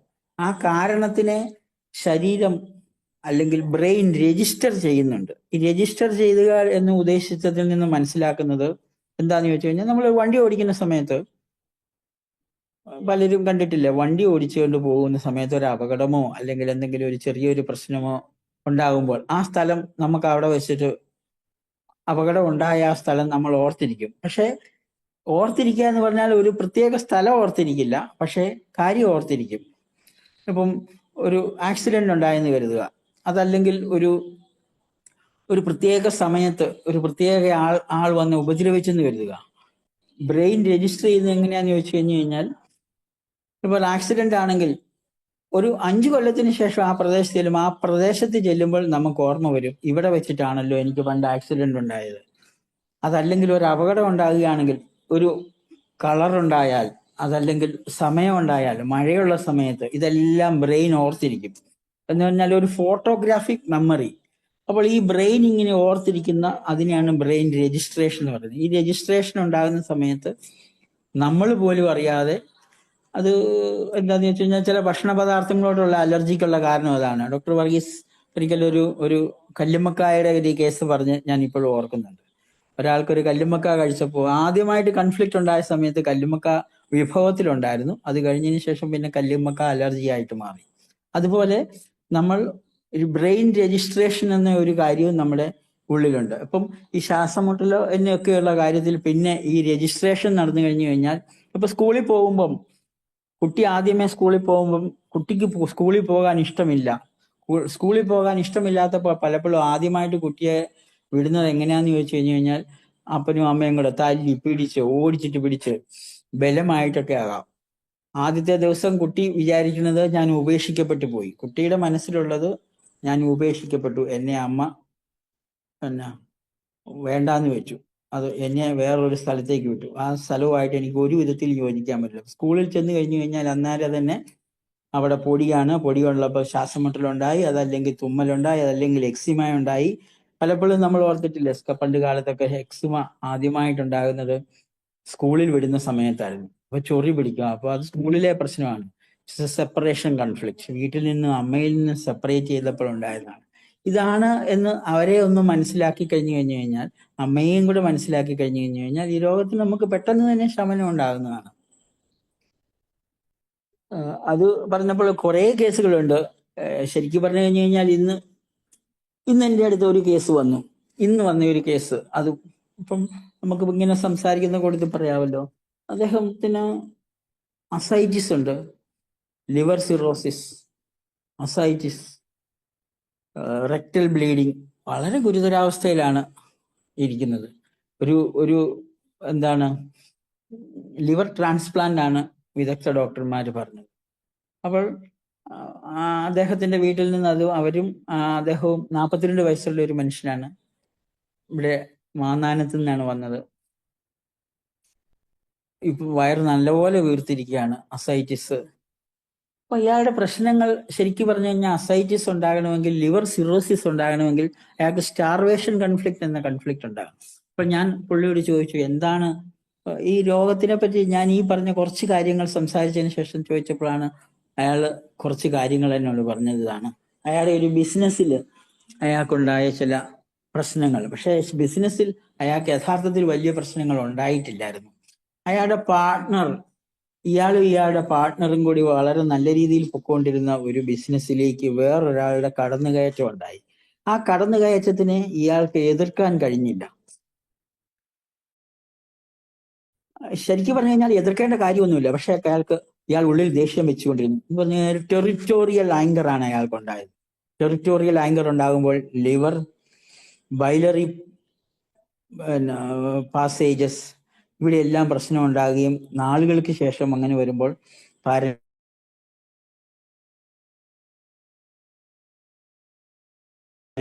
ലിവർ പാരൻകൈമയിലേക്ക് വന്നു.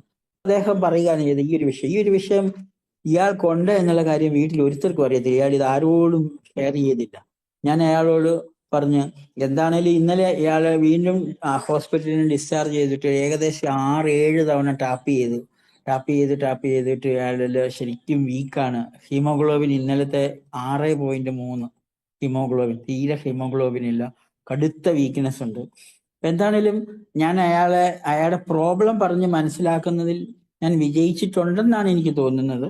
പിന്നെ 1-2 മെഡിസിനും കൊടുത്തിട്ടുണ്ട്. പക്ഷെ ആ പ്രോബ്ലത്തിനെ വിജയിച്ച് അയാൾക്ക് വീണ്ടും മുന്നോട്ട് പോകാൻ സാധ്യമാണ് എന്നൊരു മെസ്സേജ് എനിക്ക് നൽകാൻ കഴിഞ്ഞിട്ടുണ്ടെന്നാണ് ഞാൻ കരുതുന്നത്. അയാളുടെ ഒരു സഹോദരിയും കൂടിയാവുന്ന സഹോദരിയോടും പറഞ്ഞ് അയാൾക്ക് ശരിയാകും എന്നാണ് എനിക്ക് തോന്നുന്നത്. അപ്പൊ നമ്മുടെ അടുത്ത് വരുന്ന ഓരോ കേസസിലും ഈ ഒരു അറിവ് നമുക്കുണ്ടാകുന്നുണ്ട്.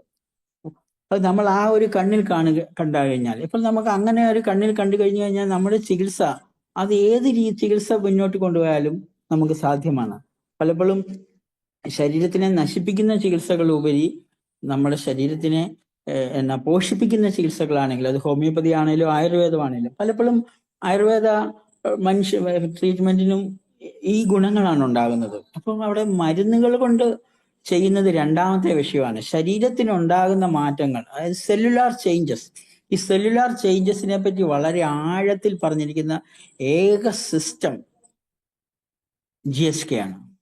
മറ്റു പലതും പറഞ്ഞിട്ടുണ്ടെങ്കിലും ഈ psychic brain organ correlation, brain organ synchronisation, ഈ 3 സ്ഥലത്ത് നമ്മൾ സാധാരണ രോഗങ്ങളെ പറ്റി പറയുമ്പോൾ സൈക്കിക് ഡിസോർഡേഴ്സ്, സൈക്കോസോമാറ്റിക് ഡിസോർഡേഴ്സ് എന്നുള്ള ഒരു വേർതിരിവ് ഉണ്ടാകാറുണ്ട്. യഥാർത്ഥത്തിൽ അങ്ങനെ ഒരു സംഭവമേ ഇല്ല. സൈക്കിൾ എന്തുണ്ടോ അത് ഓർഗനിലുണ്ട്, സൈക്കിൾ എന്തുണ്ടോ അത് ബ്രെയിനിലുണ്ട്. ആ ഒരു അറിവ് അത് നിങ്ങളിപ്പോ ഡോക്ടർമാരെന്ന രീതിയിൽ തീർച്ചയായിട്ടും നിങ്ങൾ ഒരു മണിക്കൂർ മാറ്റി വെച്ച് കഴിഞ്ഞാൽ 1 വർഷങ്ങൾ കൊണ്ട് ഒരു വർഷം എടുത്താൽ യാതൊരു പ്രശ്നങ്ങളും ഇല്ലാതെ നമുക്ക് ഇപ്പൊ ഹോമിയോപ്പതിയിൽ ഒരു വ്യക്തി മിടുക്കരാകുന്നത് പഠിച്ചു പാസ്സായ ഉടനെയൊന്നും അല്ല, 8-10 വർഷങ്ങൾ കൊണ്ടാണ്. ഇതെന്താണേലും അത്രയൊന്നും വേണ്ട. വളരെ ആഴത്തിൽ പഠിച്ചു കഴിഞ്ഞാൽ നമുക്കൊരു 1 വർഷത്തെ പഠനം കൊണ്ട് നമുക്ക് തീർച്ചയായിട്ടും ഇതിലെത്താൻ പറ്റും.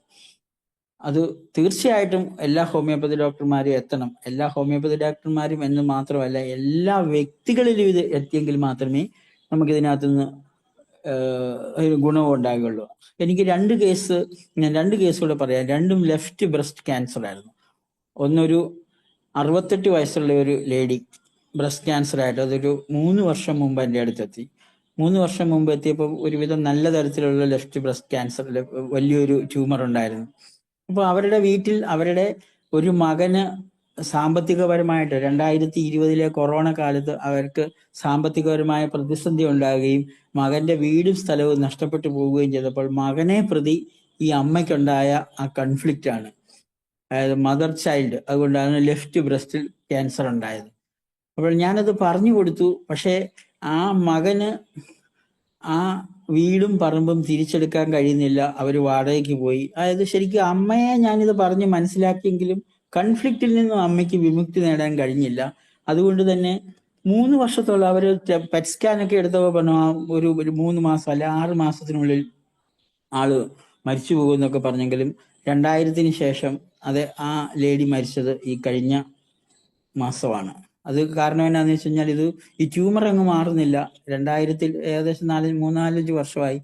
2000-ൽ ഇപ്പം ട്യൂമർ മാറാതിരുന്നപ്പോഴത്തേനും ഞാൻ പറഞ്ഞു, പിന്നെ ഞാൻ അവരോട് പറഞ്ഞു, നിങ്ങൾ അങ്ങനെയുണ്ടെന്നുണ്ടെങ്കിൽ മറ്റെന്തെങ്കിലും ചെയ്തു നോക്കൂ. അപ്പോൾ അവർ വീണ്ടും ചികിത്സയ്ക്ക് പോയി. എനിക്ക് തോന്നുന്നു കീമോതെറാപ്പിയോ റേഡിയേഷനോ നടത്തി. പക്ഷെ അവർക്ക് ആ ട്യൂമർ ഉണ്ടായിരുന്നെങ്കിലും അവർക്ക് മുന്നോട്ട് പോകാൻ കഴിഞ്ഞാൽ നല്ല ആരോഗ്യത്തോട് എൻ്റെ അടുത്ത് അവർ തന്നെയാണ് വന്ന് മരുന്ന് മേടിക്കുകയൊക്കെ ചെയ്തിരുന്നത് ക്യാൻസറിന് കണ്ടെത്തിയതിന് ശേഷവും. പക്ഷെ അവര് മരണപ്പെട്ടു കഴിഞ്ഞ 2 ആഴ്ച മുമ്പ്. അപ്പൊ അവിടെ എന്താ സംഭവിച്ചതെന്ന് ചോദിച്ചു കഴിഞ്ഞാൽ അവരുടെ കൺഫ്ലിക്റ്റിനെ ഒരിക്കലും മാറ്റാൻ കഴിഞ്ഞിട്ടില്ല. അവർക്ക് കാര്യങ്ങൾ മനസ്സിലായെങ്കിൽ പോലും അവർക്ക് അതിനകത്തുനിന്ന് വിമുക്തി നേടാൻ കഴിഞ്ഞില്ല. പിന്നെ അതിനുശേഷം 4-5 വർഷം, 73-ാമത്തെ വയസ്സിലാണ് മരിച്ചത്. അതുപോലെ തന്നെ വേറൊരാളായിരുന്നു 70 വയസ്സിൽ മരിച്ച ഒരു സ്ത്രീ. അവർക്ക് ഈ രോഗമുണ്ടെന്ന കാര്യം ഞാൻ മാമോഗ്രാം എടുക്കാൻ പറഞ്ഞു കഴിഞ്ഞപ്പം കണ്ടെത്തിയത് അവരുടെ മകനെ പ്രതിയായിരുന്നു അവരുടെ പ്രശ്നം. അവർക്ക് ഭർത്താവ് മരിച്ചുപോയി, ഒരു മകൻ മാത്രം. ഈ മകൻ എന്ന് പറഞ്ഞു കഴിഞ്ഞാൽ ഇവരെ വിട്ട് അമേരിക്കയിലേക്ക് എന്നാ പഠനത്തിനും ജോലിക്കുമായിട്ട് പോയി. ആ മകന്റെ ഒരു സ്വഭാവം എങ്ങനെയാന്ന് വെച്ച് കഴിഞ്ഞാൽ ഇന്ത്യ മോശമാണ്, ഇവിടെ മോശമാണ്, അമേരിക്ക മാത്രമാണ് നല്ലത്. അവിടെ ചികിത്സയ്ക്ക്, അവിടെ താമസത്തിന് പോയി. വല്ലപ്പോഴും ഒക്കെ വരും. വരുന്ന സമയത്ത് ഇവരൊരു വെജിറ്റേറിയൻ ആയ ഒരു വ്യക്തിയാണ്. അവർക്ക് അതും ഇതും ഉണ്ടാക്കി കൊടുക്കണം. അപ്പം മകൻ വരുന്ന ദിവസങ്ങളിൽ മകൻ മാത്രമേ ഉള്ളൂ എങ്കിലും മകനെ പ്രതി ഇവർക്ക് ഭയങ്കര വിഷമമോ അസ്വസ്ഥതയോ എന്തൊക്കെയോ ഒരു പ്രോബ്ലം. എന്താണേലും അത് ലാസ്റ്റ് ക്യാൻസറിലെത്തി. ഇവർക്കിത് ക്യാൻസർ ആണെന്ന് ആരോടും പറയാൻ മടി, ആരോടും ഇവര് പറയുകയില്ല. അതപ്പോഴത്തേക്കും എനിക്കൊരു കൂടുതൽ വിഷമം ഉണ്ടായി. എന്തെങ്കിലും സംഭവിച്ചു കഴിഞ്ഞു കഴിഞ്ഞാൽ എന്ത് സംഭവിക്കും. എന്താണേലും അതെല്ലാം സംഭവിച്ചു. ഇവരാരോടും പറഞ്ഞില്ല. മകൻ അമേരിക്കയിലാണ്. അമേരിക്കയിൽ നിന്ന് മകനെ പുറത്താക്കിയെന്നറിഞ്ഞു. മകന്റെ വിവാഹം സ്പോയിലായി.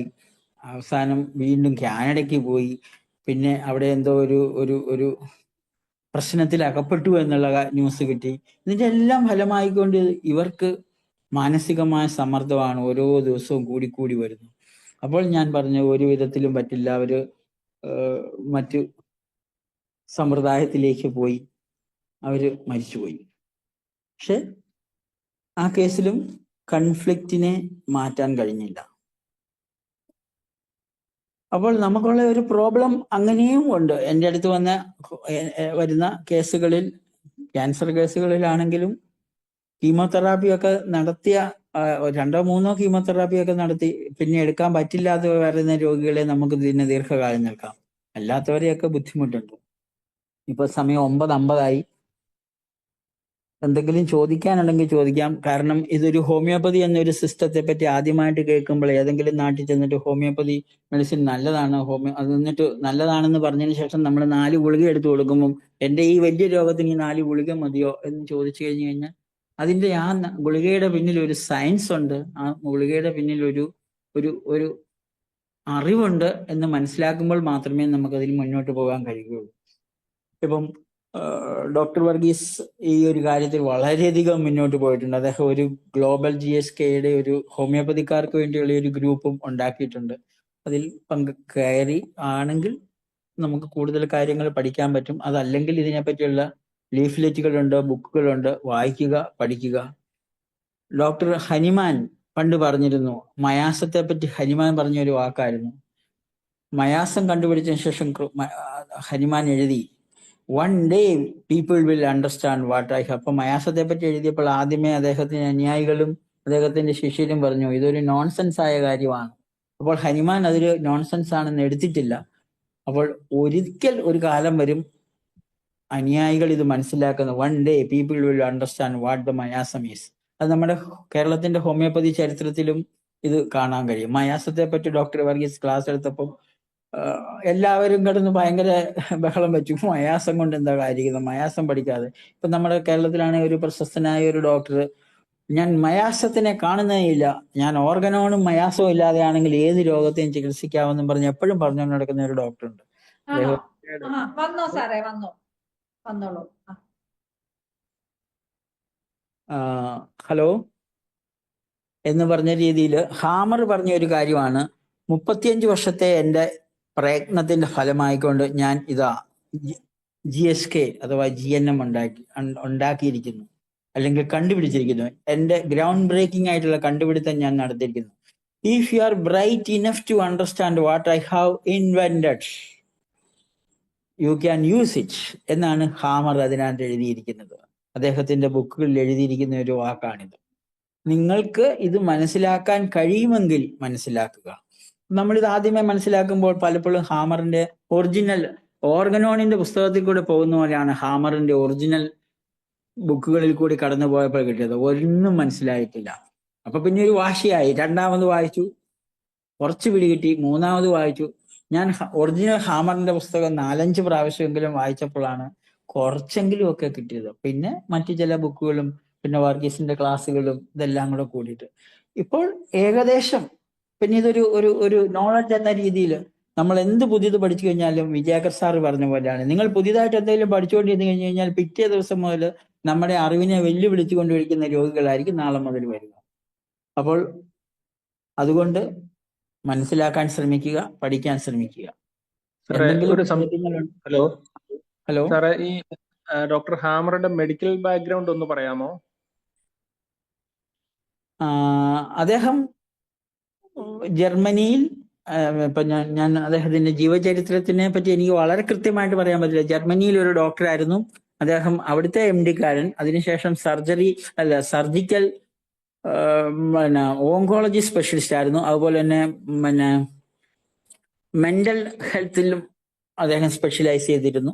ഒരു അലോപ്പതി ഡോക്ടർ എന്ന രീതിയിൽ അദ്ദേഹത്തിനുണ്ടായ ഒരു പ്രോബ്ലം, അദ്ദേഹത്തിന്റെ ജീവിതത്തിൽ അദ്ദേഹത്തിന്റെ മകന്റെ ഒരു രോഗത്തെ തുടർന്ന് അദ്ദേഹത്തിന് ലെഫ്റ്റ് ടെസ്റ്റിക്കുലർ ക്യാൻസർ ഉണ്ടായി.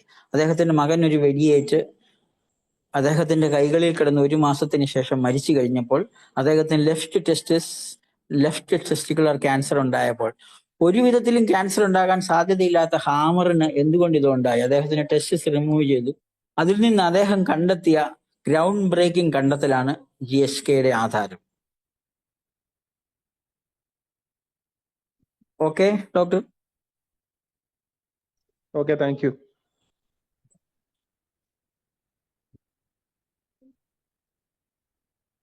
ഡോക്ടർ അനിത?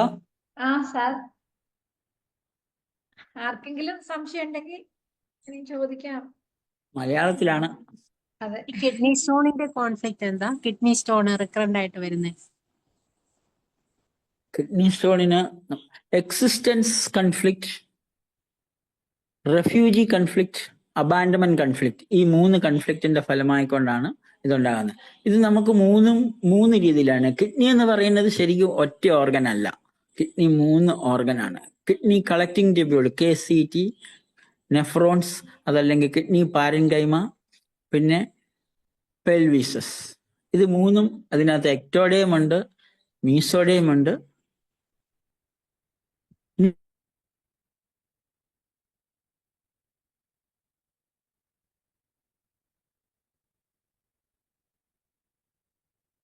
ന്യൂമീസോഡിയം. അത് കഴിയുമ്പോൾ നമുക്കത് ബ്രെയിൻ പഠിത്തം, നമ്മുടെ കോളേജിലൊക്കെ ബ്രെയിനിനെ പറ്റി നമുക്കൊന്നും അറിയത്തില്ലായിരുന്നു. എനിക്കും ബ്രെയിനിനെ പറ്റി ഒന്നും അറിയത്തില്ലായിരുന്നു. പക്ഷെ ഇത് വായിച്ച് ബ്രെയിൻ ശരീരത്തിന്റെ ഏതെല്ലാം ഭാഗത്തിന് എവിടെയെല്ലാം കൺട്രോൾ ചെയ്യുന്നു എന്നുള്ള ഒരു അറിവ് ഇന്ന് കൃത്യമായിട്ട് നമുക്ക് ലഭിച്ചിട്ടുണ്ട്. അത് ഞാൻ പറഞ്ഞ കൺഫ്ലിക്റ്റ് ഈ 3 ഈ 3 ഇത് 3 വളരെ കൂടിച്ചേർന്ന് നിൽക്കുന്നതാണ്. ഉപേക്ഷിക്കപ്പെട്ടു, അബാൻഡ്മെന്റ് ആണ്. അപ്പൊ പിന്നെ നമുക്ക് എന്ത് സംഭവിക്കും? നിലനിൽപ്പ് പ്രശ്നമാകുമോ? Okay, thank you doctor.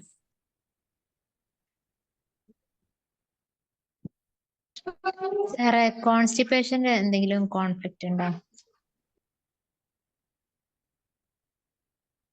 അങ്ങനെ നമുക്ക് കോൺസ്റ്റിപ്പേഷന് കോൺഫ്ലിക്റ്റ് ഉണ്ടോ എന്ന് ചോദിച്ചു കഴിഞ്ഞാൽ തീർച്ചയായിട്ടും കോൺഫ്ലിക്റ്റ് ഉണ്ട്. അതിന് ശരിക്കും മോർസൽ കോൺഫ്ലിക്റ്റ് എന്നാണ് വിളിക്കുന്നത്. മോർസൽ എന്ന് പറഞ്ഞു കഴിഞ്ഞാൽ ഭക്ഷണം, ഒരു ഭക്ഷണം നമുക്ക് കിട്ടുക, നമ്മൾ ഭക്ഷണത്തെ കാണുക, ഉപയോഗപ്പെടുത്തുക, കഴിക്കുക, ഡൈജസ്റ്റ് ചെയ്യുക, അബ്സോർവ് ചെയ്യുക, എക്സ്ക്രീറ്റ് ചെയ്യുക. ഒരു ഭക്ഷണം എന്ന് പറഞ്ഞു കഴിഞ്ഞാൽ അതിൽ ഇത്രയും പ്രോസസ്സ് ഉണ്ട്. നമ്മൾ ആ പ്രോസസ്സുകളിലെല്ലാം അവസാനം ഉള്ളതാണ് അതിനെ പുറന്തള്ളാൻ പറ്റാതിരിക്കുക എന്ന ഒരു വിഷയമാണ് അവിടെയുള്ള മോർസൽ കൺഫ്ലിക്റ്റ്. അതായത് മോർസൽ മീൻസ് ഒരു ഉരുള ഭക്ഷണത്തിനാണ് മോർസൽ എന്ന് വിളിക്കുന്നത്, അല്ലെങ്കിൽ ചങ്ക് കൺഫ്ലിക്ട്സ്. നമ്മൾ പണ്ട് കാലം പറയല്ലേ, ഇതൊക്കെ വയറ്റുപഴപ്പിന്റെ ആണ്. മലയാളത്തിൽ ഒരു വാക്കുണ്ട്, വയറ്റുപിഴപ്പ്. ഭക്ഷണത്തിന് വേണ്ടിയുള്ള കാര്യമാണ്. അപ്പോൾ കോൺസ്റ്റിപ്പേഷൻ അവിടെയാണ് അതിന്റെ പ്രശ്നം.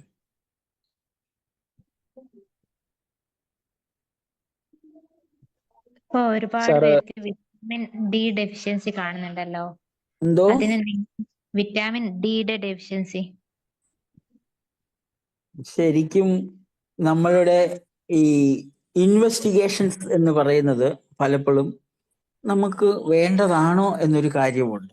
കാരണം ഈ ഡെഫിഷ്യൻസി എന്ന് പറയുന്നു, നമ്മളെല്ലാവർക്കും ഈ ദേഹത്ത് വേദന വരുമ്പോഴോ അല്ലെങ്കിൽ ഒരു മസ്കുലാർ പ്രോബ്ലം ഒക്കെ ഉണ്ടാകുമ്പോൾ അതിന് ആരോപിക്കപ്പെടുന്ന, ഞാൻ ആ വാക്ക് തന്നെ ഉപയോഗിക്കുന്ന കാര്യമാണ് വൈറ്റമിൻ ഡി ഡെഫിഷ്യൻസി. ശരിക്കും നമ്മുടെ ശരീരത്തിൽ വൈറ്റമിൻ ഡി ശരീരം തന്നെ ഉണ്ടാക്കുന്നതാണ്, അതിനെ പുറത്തൊന്നും ആക്കാൻ പറ്റില്ല. എല്ലാവരും നിലവിലൊരു 10 വർഷമേലും ആയിട്ടേ ഉള്ളൂ വൈറ്റമിൻ ഡി.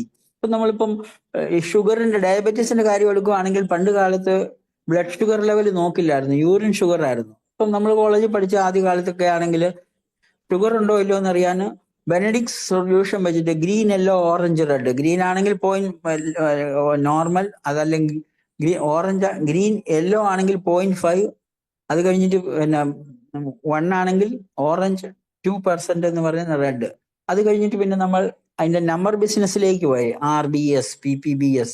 അപ്പം വ്യത്യസ്ത ലാബുകളിൽ നിന്നും ഷുഗർ RBS 125, വേറൊരിടത്ത് ചോദിച്ചു കഴിഞ്ഞാൽ 135, വേറൊരിടത്ത് ചോദിച്ചു കഴിഞ്ഞാൽ 200 എന്ന രീതിയിലുള്ള ഒരു കാര്യമാണ് ഉള്ളത്. യഥാർത്ഥത്തിൽ വൈറ്റമിൻ ഡി ഡെഫിഷ്യൻസി എന്ന് പറയുന്ന കാര്യത്തിൽ എന്താണ് അവരുടെ പ്രോബ്ലം, ആ പ്രോബ്ലത്തിലാണ് രോഗം കിടക്കുന്നത്. അവരുടെ ബോണിലാണെങ്കിൽ അവരുടെ ബോൺ ഡിസീസാണ്, അത് മസിൽസിലാണെങ്കിൽ മസ്കുലർ ഡിസീസാണ്.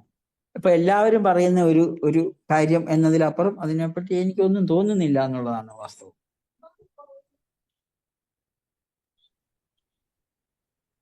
സാർ, ഈ ഹീലിംഗ് ഫേസിൽ നമ്മൾ മെഡിസിൻസ് കൊടുക്കുമ്പോൾ ഹീലിങ്ങിനെ ഫേവർ ചെയ്യണമല്ലോ. അപ്പം നമ്മൾ ഏതെങ്കിലും ഒരു തെറാപ്പി ഹീലിംഗ് ഫേസിന് എഗെയിൻസ്റ്റ് ആയിട്ട് വരാൻ സാധ്യതയുണ്ടോ? അവിടെ ശരിക്കും നിയമാനുസൃതമായി അവിടെയാണ് നമ്മൾ പലപ്പോഴും സപ്രസീവ് ട്രീറ്റ്മെന്റ് അല്ലാത്ത, ഇമ്മ്യൂണോ സപ്രസന്റ് അല്ലാത്ത, അതായത് ശരീരത്തിന് ദോഷകരമല്ലാത്ത ഏത് ചികിത്സാ രീതികളും അതിൽ ഉപകാരപ്രദമാണ്.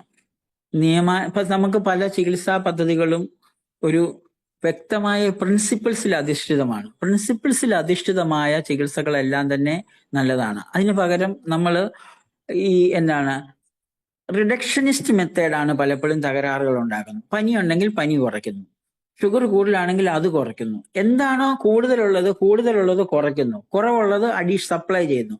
അതിന്റെ വേറൊരു പേരാണ് റിഡക്ഷനിസ്റ്റ് മെത്തേഡ്. പലപ്പോഴും നമ്മളിപ്പോൾ നമ്മുടെ കാണുന്ന റിഡക്ഷനിസ്റ്റ് മെത്തേഡാണ്. എന്തിനാണ് ശരീരം അങ്ങനെ ഒരു സംഭവം ഉണ്ടാക്കിയിരിക്കുന്നത്? ശരീരത്തിന് അത് ഉണ്ടാക്കാൻ പറ്റുവാണെങ്കിൽ അതിനെ മാറ്റാനും സാധ്യമല്ലേ എന്നുള്ളതാണ്.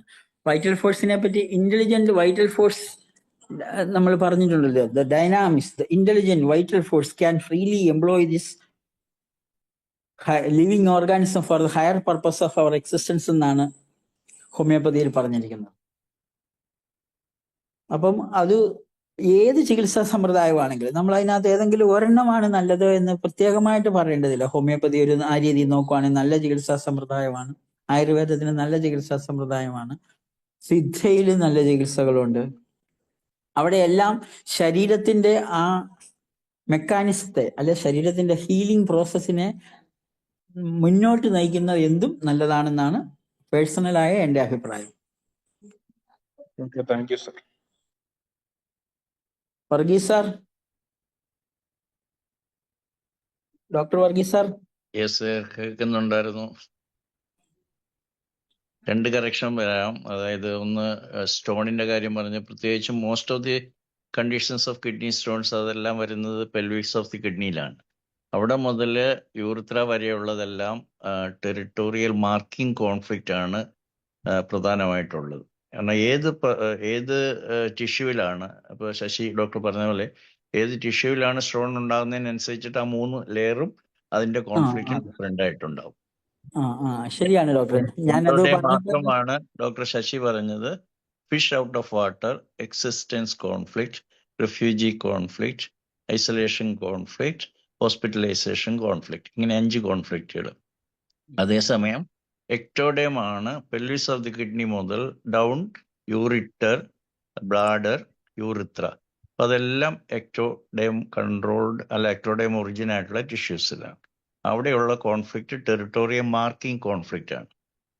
അവിടെയും സ്റ്റോൺ കോമൺ പ്ലേസ് അവിടെ തന്നെയാണ്, പെൽവിസ് ഓഫ് ദി കിഡ്നിയിലാണ്, യൂറിറ്ററിലൊക്കെയുള്ള കിഡ്നീസ്. അതെനിക്കൊരു തിരുത്തലായിട്ട് തോന്നിയത്. സാധാരണഗതിയിലെ കിഡ്നി സ്റ്റോൺ എന്ന് പറയുമ്പോൾ ആദ്യത്തെ ആ 3 കോൺഫ്ലിക്റ്റുകളാണ് ക്ലാസിക്കലി ഉള്ളത്. അതുകൊണ്ടാണ് ഞാനത് പറഞ്ഞത്. സാർ പറഞ്ഞ വളരെ കറക്റ്റ് തന്നെയാണ്. അത് കുറച്ചൊരു ആഴത്തിലുള്ള അറിവ് എത്തിക്കഴിഞ്ഞതിന് ശേഷം എത്തേണ്ടതാണ്.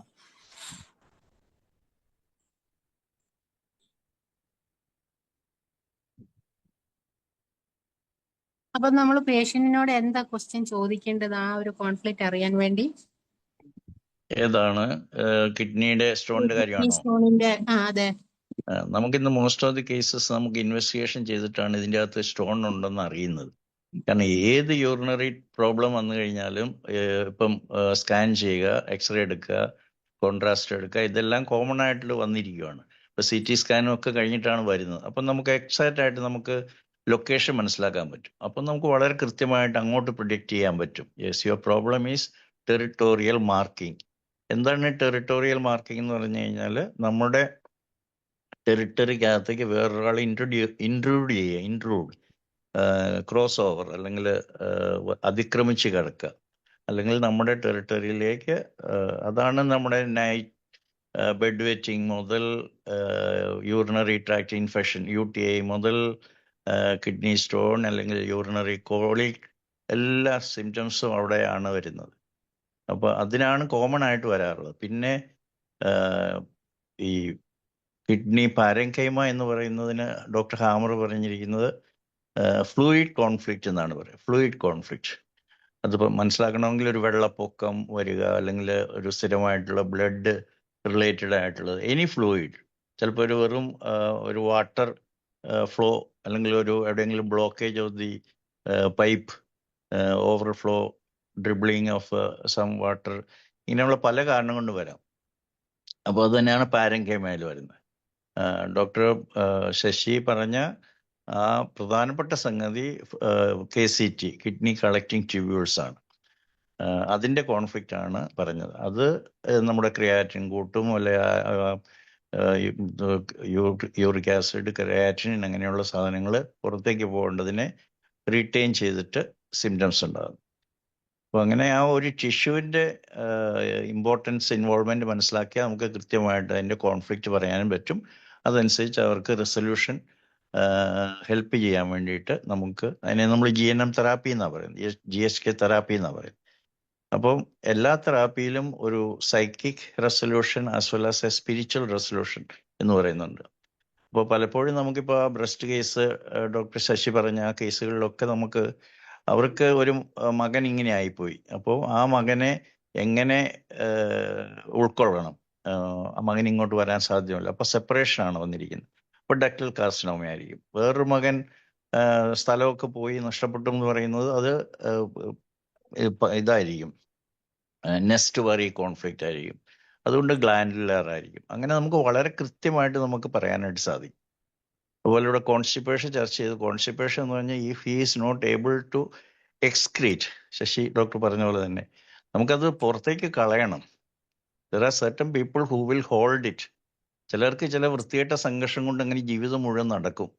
അവർക്ക് അത് പുറത്തേക്ക് പോകേണ്ടതാണ്. അല്ലെങ്കിൽ ആ ഒരു വിഷയമായിട്ട് പോകുമ്പോൾ വേറൊരാൾ ചോദിക്കട്ടെ, നിനക്കൊക്കെ ഭ്രാന്തുണ്ടോ, നീ എന്തിനാ ഇതൊക്കെ ചിന്തിച്ചുകൊണ്ടിരിക്കുന്നത്? ഒരു സുഹൃത്ത് പറയും അതൊക്കെ വിട്ടുകളയപ്പാ. പക്ഷെ ഇയാൾക്ക് വിട്ടുകളയാനായിട്ട് സാധ്യമല്ല. അയാൾ ജീവിതം മുഴുവൻ അത് ഓർത്തുകൊണ്ടിരിക്കും. അപ്പോൾ എന്താണ് ഒരു വിഷയം, ഇപ്പോൾ ഫുഡ് മാത്രമാകണമെന്നില്ല, ഫുഡുമായിട്ട് യാതൊരു റിലേഷൻ വേണമെന്നില്ല. അതുകൊണ്ട് പലപ്പോഴും പറയുന്നത് അയ്യോ ഞാൻ പഴം കഴിച്ചു, പച്ചക്കറികൾ തന്നെ ഞാൻ കഴിക്കുന്നത്, നോൺ വെജ് കഴിക്കാറില്ല, എന്നിട്ടും കോൺസ്റ്റിപ്പേഷൻ ആണെന്ന് പറയും. വിഷയം എന്താണ്? He is a type of person who is not able to excrete, അല്ലെങ്കിൽ ആവശ്യമില്ലാത്ത വേസ്റ്റ് ആയിട്ടുള്ള സാധനങ്ങൾ പുള്ളി ഹോൾഡ് ചെയ്യുവാണ്. അപ്പം ശരിക്കും അയാളോട് പറയണം, ഇത് ഹോൾഡ് ചെയ്താൽ നിങ്ങൾക്ക് യാതൊരു ഗുണവുമില്ല. ഏത് വ്യക്തിയാണോ ഈ വിഷയം ഉണ്ടാക്കിയിരിക്കുന്നത് അയാൾ ഓൾറെഡി സുഖമായിട്ട് കിടന്നുറങ്ങുന്നുണ്ട്, പക്ഷെ ഇയാൾ ഇത് ഓർത്തുകൊണ്ടിരിക്കുകയാണ്. സോ സുഹൃത്തായിട്ടുള്ള ഒരാൾ ചിലപ്പോൾ പറയും നീ വിട്ടുകളയപ്പ, ഫോർഗെറ്റ് ആൻഡ് ഫോർഗീവ്. അത് സാധിക്കാത്തവർക്കാണ് ഈ പറയുന്ന വേസ്റ്റ് റീറ്റെയിൻ ചെയ്യുന്നത്. അതാണ് കോൺസ്റ്റിപ്പേഷന്റെ പ്രധാനപ്പെട്ട കാരണം. ഇൻഡൈജസ്റ്റബിൾ മോർസൽ കോൺഫ്ലിക്റ്റ് എന്ന് തന്നെയാണ് പറയുന്നത്. Okay, thank you. Okay doctor Anitha. അപ്പം Thank you. എന്താണേലും Sir, ഇങ്ങനെ ഒരു സന്ദർഭം ഉണ്ടായി, എല്ലാവരോടും സംസാരിക്കാൻ കഴിഞ്ഞു. ഒരുപാട് വിവരങ്ങൾ നമുക്ക് കിട്ടാനൊരു ചാൻസ് തന്നെയാണ്. ശരിക്കും പറഞ്ഞാല് CJ പരീഖ് സാറ്, അതുപോലെ ശശിധരൻ സാറ്, എല്ലാവരുടെയും ഒരു സഹായം നമുക്ക് ശരിക്കും പറഞ്ഞു കഴിഞ്ഞാൽ GSKയിലുള്ള നോളജ് വർദ്ധിപ്പിക്കാൻ, അതുപോലെ ഹോമിയോപ്പതി നല്ല രീതിയിൽ മുമ്പോട്ട് നമുക്ക് ട്രീറ്റ് ചെയ്യാൻ, ക്ലാസിക്കൽ മെത്തേഡ് നല്ല രീതിയിൽ നമുക്ക് ചെയ്യാൻ പറ്റും എന്നുള്ള ഒരു പൂർണ്ണ ഉറപ്പ് നമുക്കുണ്ട്. ഇപ്പൊ ഇത്രയും ദിവസത്തെ ക്ലാസ്സിൽ നമുക്ക് കുറേ വിവരങ്ങൾ ശരിക്കും കിട്ടിയിട്ടുണ്ട്. ശരിക്കും വാല്യബിൾ ആണ്. മിസ്സായവർക്ക് ഒരു വലിയൊരു മിസ്സിങ് തന്നെയാണെന്ന് ശരിക്കും പറയാം, ക്ലാസ് മിസ്സായി പോയവർക്ക്. പിന്നെ ആവശ്യമുള്ളവർക്ക് നമുക്ക് അതിനെല്ലാം ഡൗൺലോഡ് ചെയ്ത് ഞാൻ യൂട്യൂബിനകത്താക്കി എല്ലാവർക്കും ആവശ്യമുള്ളവർക്കെല്ലാം കൊടുക്കാം. നമ്മുടെ കൂട്ടത്തിലുള്ളവർക്ക് പലരും കഴിഞ്ഞ ദിവസം വേറെ 2 പേര് എന്നോട് ചോദിച്ചിരുന്നു. ഞാൻ ഇത് ചെയ്തുകൊണ്ടിരിക്കുകയാണ്, ചെയ്തു കൊടുക്കാം. അപ്പം ശശിധരൻ ഡോക്ടറിന് ഞങ്ങളുടെ ഹൃദയത്തിൽ നിന്നുള്ള നന്ദി അറിയിക്കുകയാണ്. അതുപോലെ ക്ലാസ്സിൽ പങ്കെടുത്ത എല്ലാ ഡോക്ടർ ശശിധരൻ ഞങ്ങളുടെ ടീച്ചിങ് ഫാക്കൽറ്റിയിലെ മെമ്പറാണ്. ഗ്ലോബൽ GSKയുടെ GSK ഫോർ ഹോമിയോപ്പത്സ് എന്ന് പറയുന്ന 13-ാം തീയതി തുടങ്ങുന്ന കോഴ്സിന്റെ എസ്റ്റീംഡ് ടീച്ചിങ് ഫാക്കൽറ്റി മെമ്പറാണ്. അപ്പോൾ ഞങ്ങൾ 26 പേരുണ്ട്. അതിൽ ബഹുമാനപ്പെട്ട ഒരു മെമ്പറാണ് ഡോക്ടർ ശശി. അതുകൊണ്ട് മലയാളികൾ വേറെ ഒരാളും കൂടി ഉണ്ട്, ഒരു ഡോക്ടർ സുമയ്യ അലൻസാരി, ഡോക്ടർ ഇക്ബാൽ കുറ്റിപ്പുറം, അങ്ങനെ കുറച്ച് പേരുണ്ട്. അപ്പോൾ ഇവരുടെ എല്ലാം ക്ലാസ്സുകളും കേസസും ഒക്കെ ആയിട്ട് കൂടുതൽ പഠിക്കാൻ വേണ്ടി ഇവിടെയുള്ള എല്ലാവരെയും ക്ഷണിക്കുകയാണ്. ഹോമിയോപ്പതിയിൽ എങ്ങനെ GSK ഉപയോഗപ്പെടുത്തണം എന്നുള്ളതിനെ കുറിച്ച് തന്നെയാണ് ഇനി അങ്ങോട്ടേക്ക് കണ്ടിന്യൂസ് ആയിട്ടുള്ളത്. ആകെ നിങ്ങൾക്ക് ഒരു വർഷത്തേക്ക് ചിലവാകുന്ന വെറും 2000 രൂപയാണ്. അതുകൊണ്ട് അതിൻ്റെ അകത്ത് പണമൊന്നും നിങ്ങൾ വിചാരിക്കരുത്. നിങ്ങളുടെ പ്രാക്ടീസിലൂടെ വളരെയധികം മെച്ചം നിങ്ങൾക്ക് കിട്ടും. അതുകൊണ്ട് തീർച്ചയായിട്ടും നിങ്ങളെല്ലാവരെയും ഞാൻ ഈ ക്ഷണിക്കാൻ വേണ്ടിയിട്ടും കൊണ്ട് ഞാൻ ഈ അവസരം ഉപയോഗപ്പെടുത്തുകയാണ്. Thank you doctor Anitha, doctor Sasi, വളരെ സന്തോഷം. Thank you sir. Thank you ഡോക്ടറെ. അപ്പം ശശിധരൻ ഡോക്ടറിന്റെയും സാറിന്റെയും ഒക്കെ സഹായം നമുക്ക് വീണ്ടും ഉണ്ടാകും. എല്ലാവരും അതുപോലെ GSKയിൽ രജിസ്റ്റർ ചെയ്യുക. രജിസ്റ്റർ ചെയ്ത് കഴിഞ്ഞാൽ സാറ് പറഞ്ഞു വേണം 1 വർഷത്തെ നമുക്ക് ഇതുപോലുള്ള കോഴ്സുകൾ നമുക്ക് ഫ്രീ ആയിട്ട് അറ്റൻഡ് ചെയ്യാൻ പറ്റും. സാറിന്റെ ഇവരുടെ 2 സാറുമാരുടെയും സപ്പോർട്ട് നമുക്ക് എപ്പോഴും ഉണ്ടായിരിക്കും. അതുകൊണ്ട് എല്ലാവരെയും ഒരിക്കൽ കൂടി ഇൻവൈറ്റ് ചെയ്തുകൊണ്ട് നമുക്ക് ഇന്ന് പിരിയാം. Thank you all. Good night.